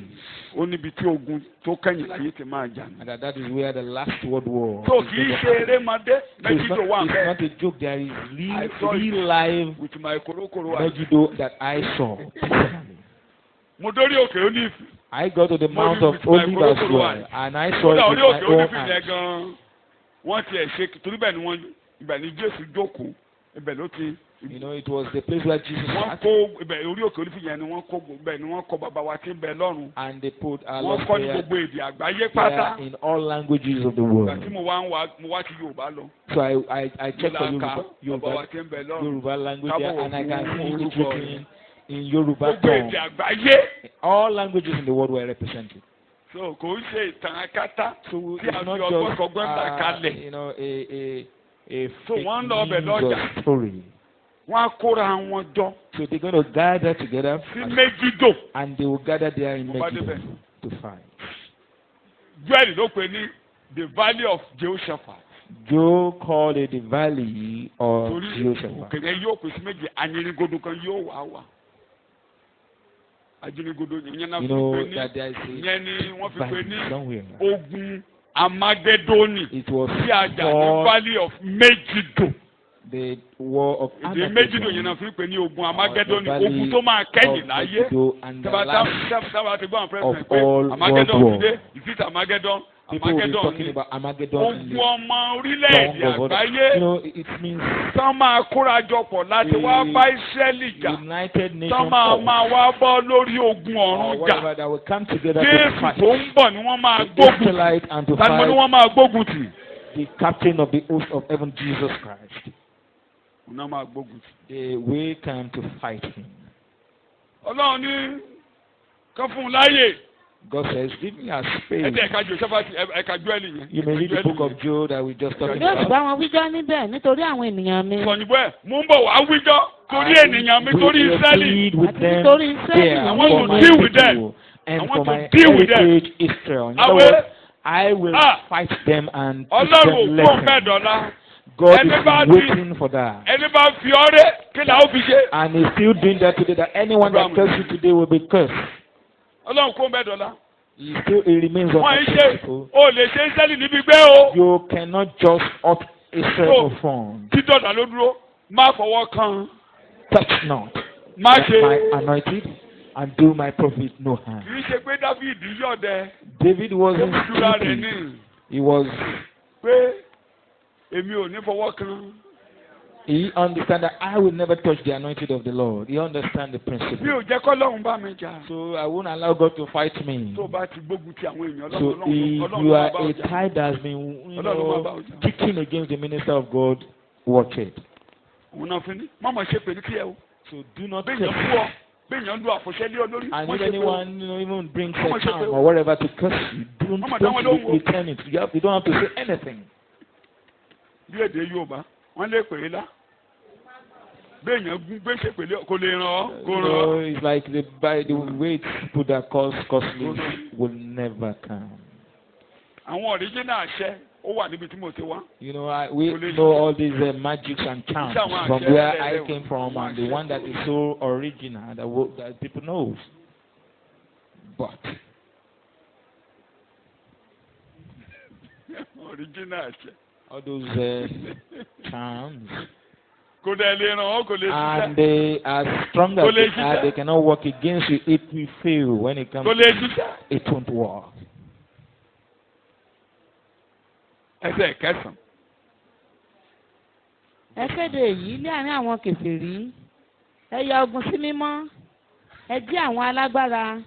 ẹ kéde ẹ̀ káàkiri gbogbo nations of the world tí ó ṣe Ísírẹ́lì pé kán múra ogun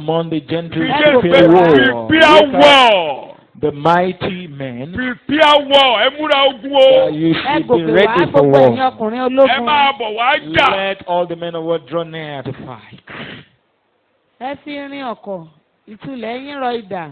Turn all your economic tools to weapons and come to fight. N tó máa mẹ́rò yẹn fún àwọn ọba ayé. And what will bring that thought into the earth of the presidents and the prime ministers of the world? Ó máa ní òjíṣẹ́ Ọlọ́run kan sọ́dọ̀ rẹ̀. You know, there will be, and the emperor will have a wòlíì èké ni Bíbélì pé wòlíì ẹni. False prophet walking side by side with him. Ẹ̀mí ọ̀pọ̀lọ mẹ́ta máa jáde lẹ́nu rẹ̀. The Bible call it three frog spirits. Ó máa convince gbogbo àwọn ọba ayé. That will go out and convince prime ministers and presidents of the world and kings of the world. Àwọn tó fẹ́ ṣe politics ẹ pẹ̀lẹ́ o. As to those of you that are interested in politics, I will. Láwọn tó ti wọnú omi. But we are talking about those that used to go into water and they go and make, you know, world. And that's why we're having more people being killed because they're using it. If they stop politics, killing of people will reduce. They're killing all over the places and they're using people for rituals. It's because of politics. People that go into water for covenant meetings and here and there. That interact with you know, different beasts in the spirit world and the like.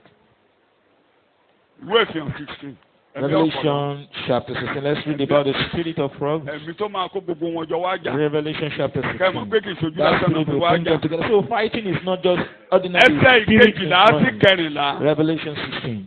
Bàbá sì tú ìgò tirẹ̀ sórí odò ńlá Éfrátè. Omi rẹ̀ sì gbẹ. Máa kà lọ. 16:12, yes.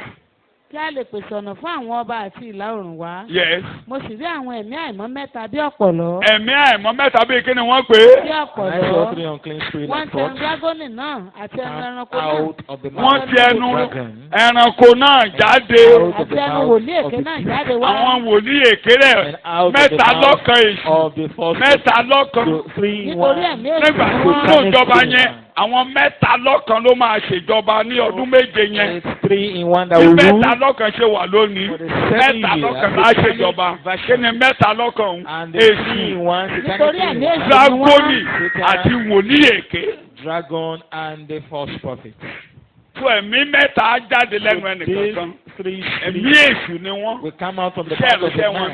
wọ́n máa wọ́n lọ convince tí adébá gbogbo ọba orílẹ̀-èdè àgbáyé pé all of them will be convinced the lawyer beyond level of they will be convinced beyond doubt that they must all bring together their weapon to fight. Recollect the time we had war and they call themselves allies and they come together to fight. Now we are having two war groups. Those one under Russia and the one under United Nations. But then everything will come all of together. them, European Union, everybody, Russia, all of them will come together as one. Because the spirit, the frog spirit will have spoken to them and mobilized them. That Europe will become one. Just understand that Britain was struggling to leave. They were still struggling with Brexit. And they might likely have another referendum to decide whether to continue with the Brexit idea or not. The battle is raging at the moment. Very difficult and tough for many. Because the coming of the Lord is coming.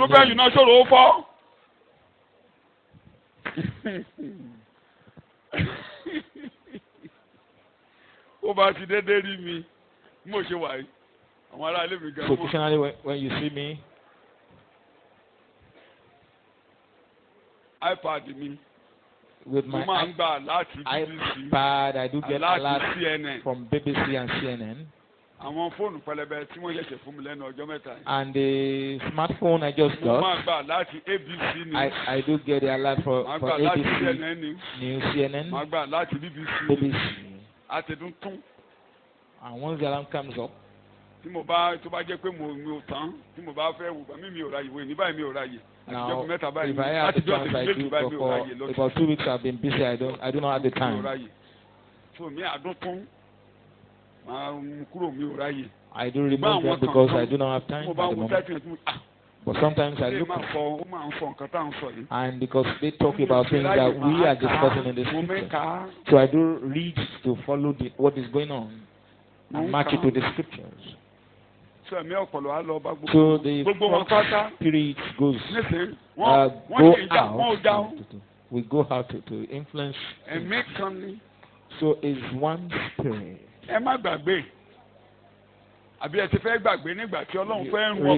Recall that when God was going to ruin or destroy Ahab, the king, God was there on his throne. I want to destroy Ahab. The same way God is going to destroy the word, and the spirit of the frog will come up to do it. And the three of them, 3 in 1 for Satan, will come out, false prophet, antichrist, and dragon, and their, opinions so weighty that people will accept because God wants to destroy them. That's why you have to Ephesians chapter 2. Let's come back to the Ephesians 2. Why before that Satan can easily influence anyone.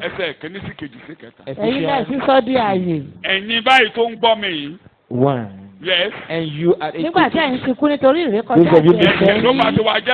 who were dead in trespasses, gẹ́gẹ́ bí ipasẹ̀ ayé yìí. You walked according to the calls of this world. That is to say, before you receive Jesus Christ, we were doing whatever the trend is in the world. The worldly trend. People will wake up to say that this is the way I want to live my life and all that. I want to do this and that. I do tell them that this, you know the way I want to lead my life before. I have had so much, information that women are nobody. That the way I planned my life before, that I will be so rich and have so many houses. I'll build hostels. I will build house like hostels. I would have a lady once is pregnant for me. I put them in the hostel. And I'll keep the children in the hostel and ask their mother to leave. And I'll be taking care of the children in the hostel. And I will raise them up to be powerful in the world. Is that possible? That's just the kind of life of a man, a life like the life of you raise different children and pack them in hostels. You never know the kind of woman, whether that one is a witch or whatever. You bring all their children together, they will be the one to wreck you in the final analysis. Many of you seated before me also have the way you want to live your life before. That is what I want to do. I want to, you follow the worldly trend, whatever worldly culture. Any music then is what we do. There was a time fella was raining and that song, was the order of the day then. And people danced to it. And we used to dance all those things. It was in the early 70s. In the 70s, early 70s. We follow the trend and musical trends. That was the spirit ruling the air then. And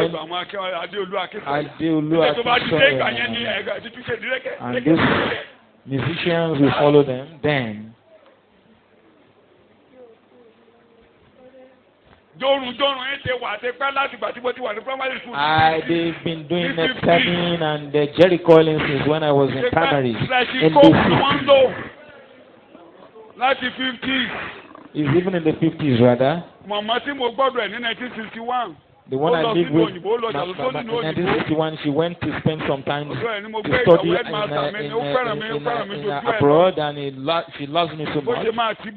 She will put her hair in the dryers, whatever they call it, and design the hair.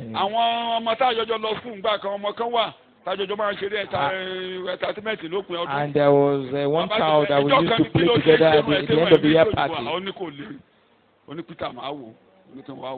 And then as an example, then they did shampoo and all those whatever, and it looks, relaxed and. And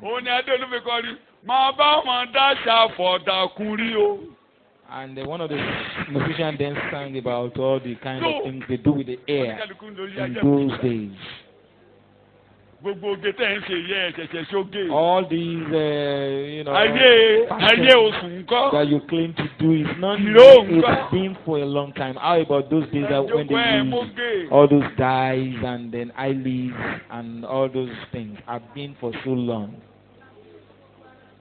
Tattoo and all that. Tattoo is not new. My grannies do it. Even my mother, she opened her belly. You will see the tattoo there. It's not new. It's the thing. Both back and the front. They do it for them. Then the grannies and grandma has done that in the past.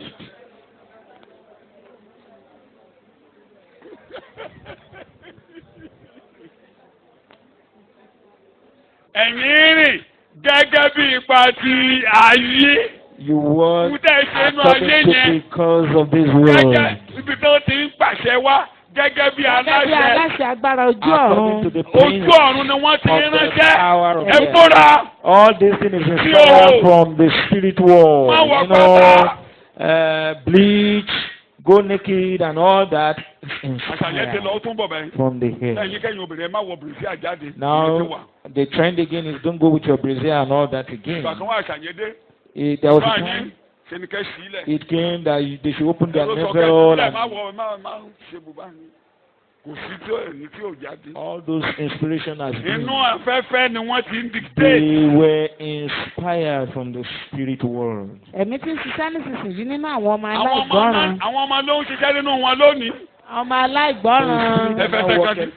children of disobedience, for the children of disobedience.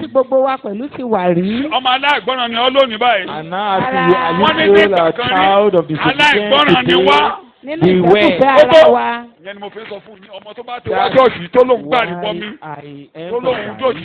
That any child in this church that wants to be behaving in a disobedient way after getting baptized in the church will be chased out. That one should not pollute here. Such will be chased out. It is the spirit that rule in the children of disobedience. Who are we following today? The gospel. We believe in Jesus and we surrender unto Him. We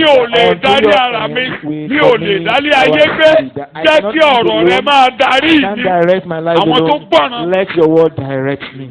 Those are the obedient. Èdè míì tán lò fún èdè májẹ̀mú tuntun fún gbọ́ràn ní ìgbàgbọ́. The language of the New Testament or word for obedience is faith. Èdè míì tán lò èdè májẹ̀mú tuntun fún gbọ́ràn. Gbọ́ràn ni májẹ̀mú láéláé.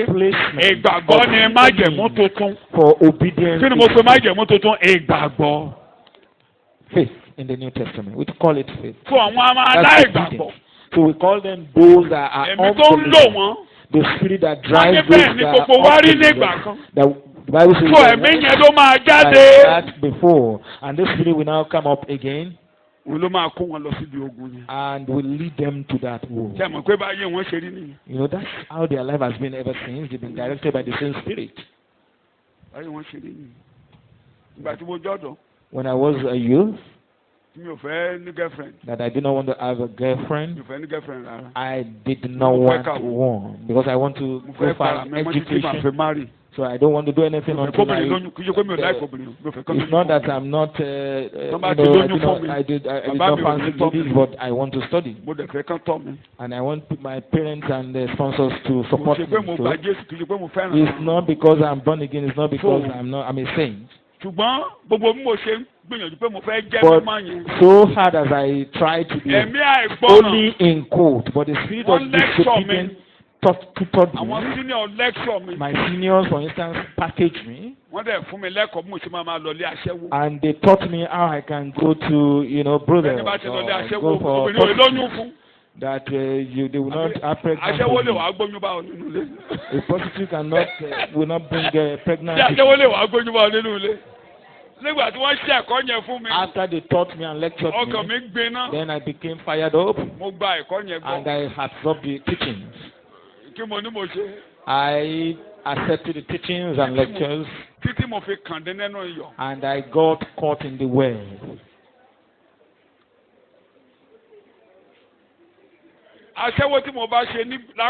The prostitute that I went into, I paid 50 kobo and got STD.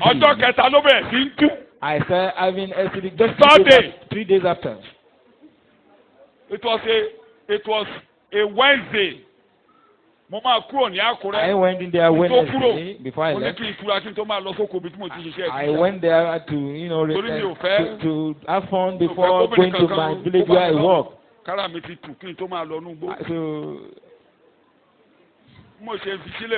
So I paid 50 kobo and bought problem. Then 50 kobo in those days. When I got to Jerikiti, when I was with my friend on Friday, I was to go take board a vehicle to Owoeye. I was to ease myself and I was feeling the sensation.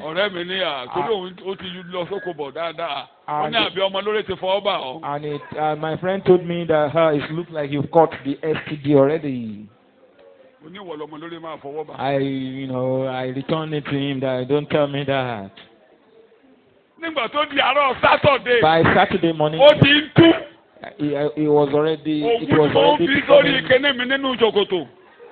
was already coming out and the symptoms of STD was all over.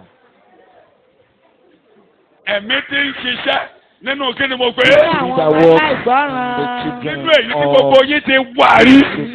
Where and the time passed you once walked, but no longer like that. Olúwa ṣé o. Thank the Lord that delivered me from the spirit and the leadership. Olúwa ṣé o. Lord, I thank you. Ní orúkọ Jésù, Olúwa wa ni a gbàdúrà. In Jesus' name we pray. Zechariah chapter 14. They gathered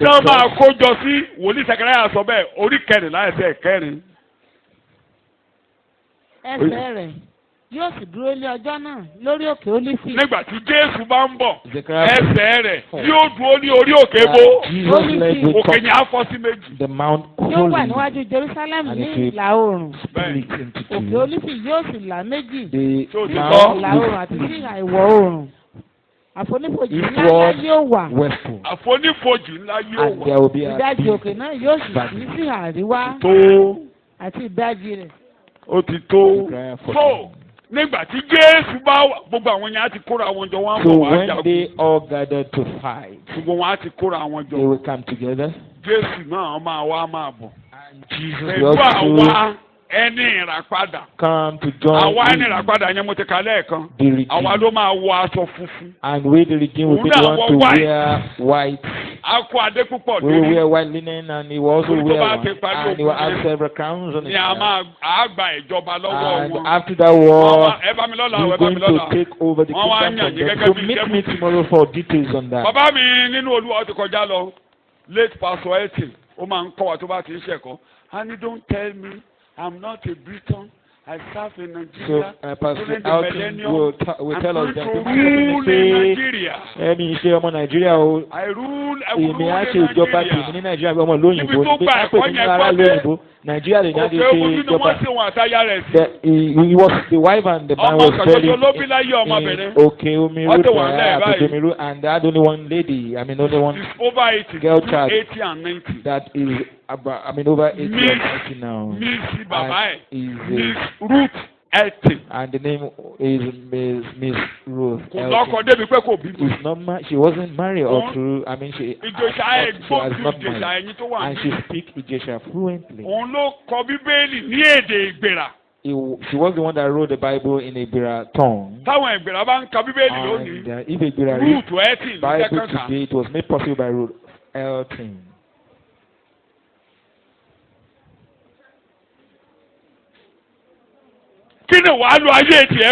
Now the question I'm asking you is, what are you going to live for? All this kind of thing challenged me while I was growing up. What are you going to spend your life for? He declared, I will rule here in Nigeria. I do translate, I mean, interpret for him just as it's been done today. At the age of 19 or 20. Nobody knows me there. I'm in Nigeria. I'm coming to rule. Told them that I left Britain when I was just young, around 19 years or 20. So I'm here in Nigeria to rule when the millennium comes. Serve the Lord here before he went away. He was the one that inspired me. I can begin to mention so much of God.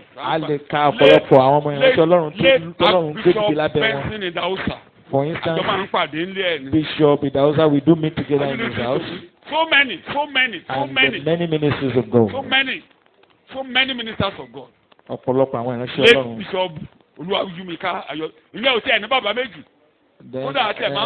late Bishop Oluwayimika made Elton like his father, his biological father. He even called him that God gave me this one, that he should lead me. If you want to do anything, Papa Elton will not ask you not to do it. Anyway, you said you wanted to do it. You learn now. You go and learn. And you can't make progress without learning.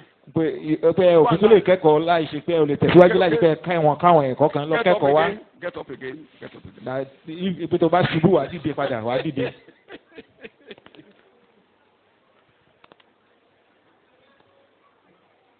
So many men of God.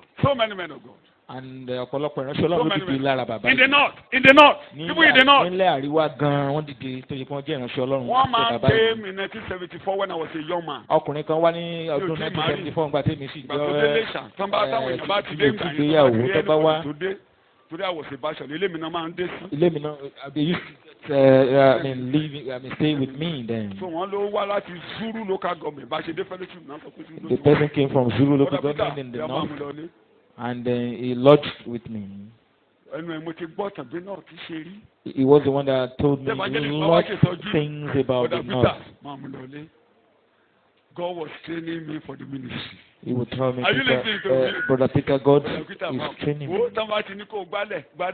for the ministry that, and I'm telling you a few days. If you ask to see, please do it with gusto. You know, he used to encourage me, and I was training me. And the Lord that whatever you are asked to do today, do it with your mind.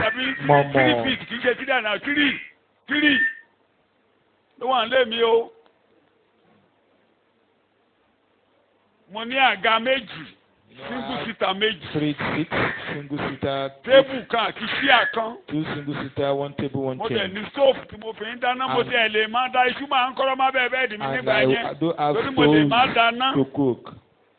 You know, sometimes I don't even cook at all. I leave everything and the food. Ìgbàkẹ́tẹ̀ wà. Nígbà tí mo tọ̀ bọ́ọ̀dé ní 74 tí mo dé ní 75. Back in 1974, between January and July. 75. Every week. I go on 3-day fasting. Thursday, January and July, 3 days marathon every week. màá tún jẹun rẹ̀. I eat a little. bá ti tó di Thursday tó bọ̀ mo tún bẹ̀rẹ̀. I start again Thursday and run it through. torí ọkàn mi gbiná láti ìbẹ̀rẹ̀ wá. Because my heart was burning. When voices were talking to me. Mo ń that gbọ́ were sent to preach. àwọn ohun tó ń sọ fún mi pé a rán mi láti lọ wàásù. ìjàkadì wá wà. And there was bóyá kí n lọ kà sí ìwé whether kí n to lọ go bẹ̀rẹ̀ and iṣẹ́. study more or start tó working. fàdúrà nìyẹn. And that was why I was asking God questions in prayers. Having this series of fasting and prayers. pé kí n má kàwé mọ́. Whether to stop studying altogether. àwa dé kòríta kan mo wá wólẹ̀. I got to a junction and wọ́n á sọ fún bàbá. I tí said mi ò bá kàwé. that if I do not read, wọ́n á ní alákàtí ni mi. I will be declared dropped out. mo ní nítorí náà Ọlọ́run. So because of that, fún mi Lord, permit kíkà me kékeré. to read a little. ká má sọ pé lẹ́yìn iṣẹ́. So that they will not say that pé alákàtí ní wèrè he was ni. a dropout, ìgbàyàn dẹ̀ ti pè mí wèrè lóòótọ́. Already they were calling me a mad person.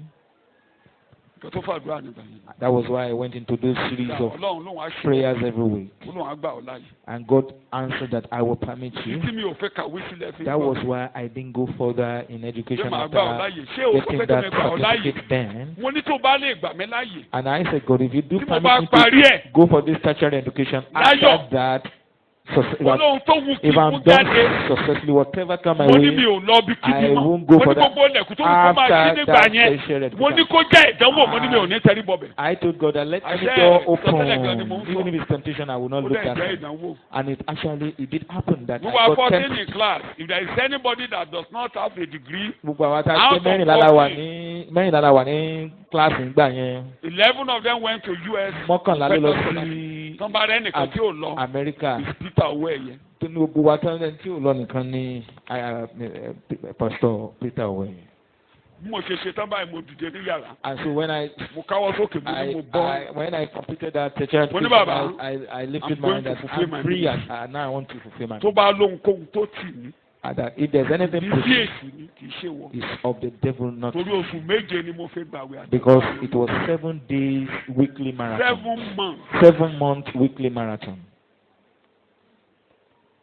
pé tó bá dìde kì í ṣe mi. mo lórúkọ tó yẹ bá pè mí. mo ní mo That gbà. whatever comes my way, it isn't you, God, and whatever the word says, let them continue to say, I wouldn't mind, I wouldn't bother. bàbá mi gan dìde. My father also ó wrote lóò lọ skul oníwèrè ni. that you were mad, you don't control your education, what is wrong with you? so mo ń tẹnu mọ́ wípé. I am emphasizing orí òkè olífin ni bàbá máa gbẹ́sẹ̀ balẹ̀ sí. that the father is going to step gbogbo àwa tí ó máa bá kọ́ wọ́rìn. on Mount Olive, and all of us that work with him with òun nìkan aṣọ ẹ máa pọ́n. linen. Isaiah 63. He's the only one that will have red robe. Fẹ́ parí ẹ̀. How did he get the red robe? Isaiah 63. by 10 minutes time I must. In the next 10 mo minutes, ló ti máa rí aṣọ pupa. where is he going to get his own robe red Nígbà tó bá ń bọ̀. or reddened? So, Bóyá. Àwọn eléyìí tí ó ń ti Édómù wá, ta ló ti Édómù wá. tí ó ń ti aṣọ ààrẹ pọ́n, eo tí ó ń ti aṣọ ààrẹ Tí pọ́n, ó- Isaiah 63. láti Bósra wá, bẹ́ẹ̀ ni. èyí tí ó lé ògo nínú aṣọ Things rẹ̀. that coming from Edom Idumea with to guys Bosra. coming from Bosra. Idumea to From Bosra. Idumea to wàá rí Idumea yẹn to ní Bosra. Revelation 14 from verse 14 to You 20. see a parallel in Revelation 14. nígbà tí a máa tẹ ìfútí When tí ẹ̀jẹ̀ going máa to ṣẹ̀mí press the 200 Prayers and the blood will flow for 200 furlongs. miles. 200 miles. ẹ̀rí 8 furlongs 200 miles. 200 nígbà miles. tí ilẹ̀ bá mú ẹ̀jẹ̀ 8 tán furlongs.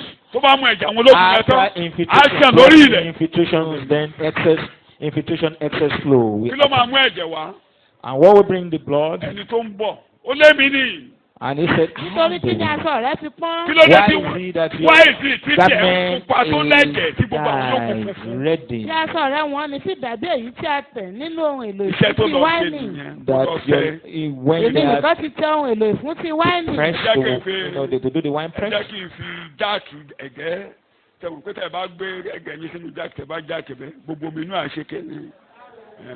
ṣé ẹ̀rí kan tó fi ṣe wáìnì tí à ń lò ní ìfúntí náà fi You know, ṣe. they use ṣé ẹ̀rí a press wáìnì to do gidi it. Bí grape yẹn ni. You know, the pure wine is like a grape. Mo ti wá èso yẹn báyìí mo ní kán bá mi wá ká gbìn. I've already requested for the fruits and then to do the wine. Wọ́n máa kó sínú. They will put it in the. Wọ́n á fi sínú ìfútí.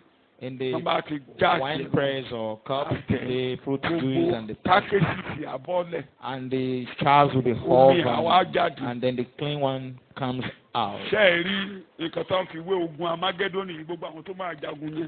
So this is compared with those that fight the war in the description of the way the description of the way they are going to die. You know, terrible death is like wine press and squeezed.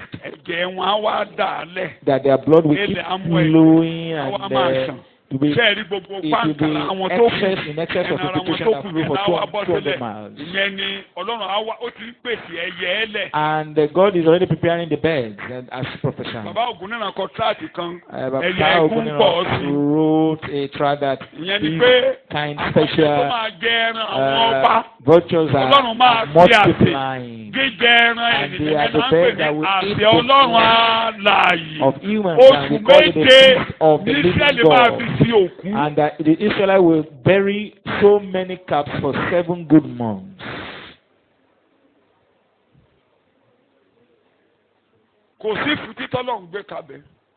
It's not that God is going to bring any physical wine press. No, He's going to just Christ will appear. The Bible says it's the breath of His mouth, and they will just start draining and dying. For instance, for you to start being surprised, you recall that the bomb that was thrown in the 1940s, that bomb was thrown in Japan, Hiroshima and Nagasaki, and they only just breathe in the gas of the bomb, and they die natural, get dried off. You just see several. If you want to bring them up, they were like powder. Then in the 40s, they all just lay dead. People want to pack them; they are already sandy. Kind of like a quasi. They're gone, powdered and dry, baked, technically. And it was made by ordinary mortar. Imagine what will happen if God, Jesus Himself, stood on the Mount Olive.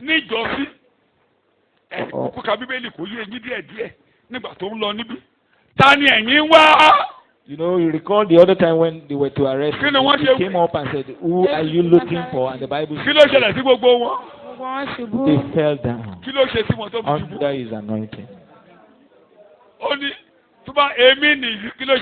He only told them, "Here, I have arrested you." And the second time again, and he said, it's only the third time he didn't allow them to fall down. Now, if you're looking for me the third time, he told them, come over. If it is me, let this one go. The evil never happened to you. You are already safe and secure. What we say ni pé a ti gbà yín là ààbò yín dẹ̀ dájú. Tó sọ bẹ́ẹ̀ fúnra rẹ̀. Banja ye. That when the word is facing sun, I will survive. Ara onínú ni mo mọ̀ ya torí pé níwájú Olúwa ẹ̀kọ́ ayọ̀ àti rere. Ibi òní báyìí.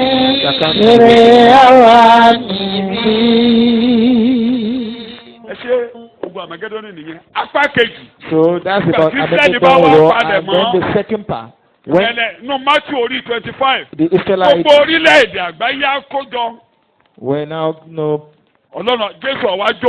whole nations of the world will gather and gbogbo orílẹ̀-èdè àwọn ológun ló máa kú sójú ogun yẹn. It's only the warrior that will die or the soldiers, but the other nations will be coming. Other people that are alive. Gbogbo rẹ̀ tí wọ́n ṣe fún Ísírẹ́lì fún àwọn arákùnrin Jésù. The good or good things are done for the brethren of Jesus Christ by the flesh or in the flesh. Àwa yà wọ́n bí ewúrẹ́ àtàgùntàn. He will now separate them as goats and as sheep. That I was hungry, you gave me food. When I was naked, you gave me clothes. They will ask, when did we do this to you? Then he will tell them that the time you did it for this and that. Or whatever. Now enter into the kingdom. Those will enter into the millennium. And the people of the world generally that have done one good or the other for the Israelites while on earth, they will enter into the kingdom that millennium. That doesn't concern you. You were the one that followed Jesus Christ to reign. You are already wearing an immortal body. You are already in celestial body. You are resurrection. You are not going to marry. Children of resurrection have no wife nor husband. You will be like shout hallelujah. Shout hallelujah. Are you getting it? So àwọn yẹn náà máa kó wọnú ìjọba. Those we can. Sẹ́ẹ̀rí àwọn yòókù. And others. Tó bá ti ṣe Ísírẹ́lì níbi. Wọ́n ní wọnú ìjọba ẹgbẹ̀rún ọdún. Evil with Israel against the Israelites. Ibẹ̀ náà ti máa dájọ́ àwọn yẹn. They will be judged. Fún àwọn ènìyàn. Bọ́ọ̀lù abẹ̀rẹ̀ ń bẹ̀ yẹn. Àwọn ènìyàn. Àti àwọn ọba orílẹ̀-èdè tí ò wọnú ogun. Gbogbo àwọn yẹn ló máa dúró. Tí Jésù máa ṣèjọba lé lórí. Ní ìjọba ẹgbẹ̀rún ọdún lórí ilẹ̀ ayé. They will live to join Christ, and Christ will rule over them in the millennium. Capital ìjọba rẹ̀ yóò wà ní dé. And the capital city worldwide will be Jerusalem. Àwa dé gẹ́gẹ́ bí ọba wọn. And he will now rule as their king. Ìgbà tó gun yẹn bá lọ Ísírẹ́lì a máa gbádùn wọn. After the war is completed and it will be cleansed and so ìgbà ẹni Bíbélì máa ní Mósè. And then the Bible will be Ísírẹ́lì àwa ṣọ̀fọ̀. The Israelites will mourn. Wọ́n wá fòkún fún ẹ̀ṣẹ̀ wọn. And they will mourn for them. Ẹ kàwé mi o bẹ̀rẹ̀ tí máa rí ọjọ́ ètùtù. Wọ́n á fòkún fún ẹ̀ṣẹ̀. To be displayed out there, and they will cry. Wọ́n á gbàdúrà fún ìgbà. And they will pray for salvation. Ìgbà ẹni a máa gba Ísírẹ́lì. And the Israelites will be saved. And they will enter into Christ's kingdom. And the saints of the Most, those one in white, those who wear crown, I will be there. I will be there. I will be there. And they will reign with Christ. That is tomorrow. We will talk about that tomorrow. Bow down your head and pray.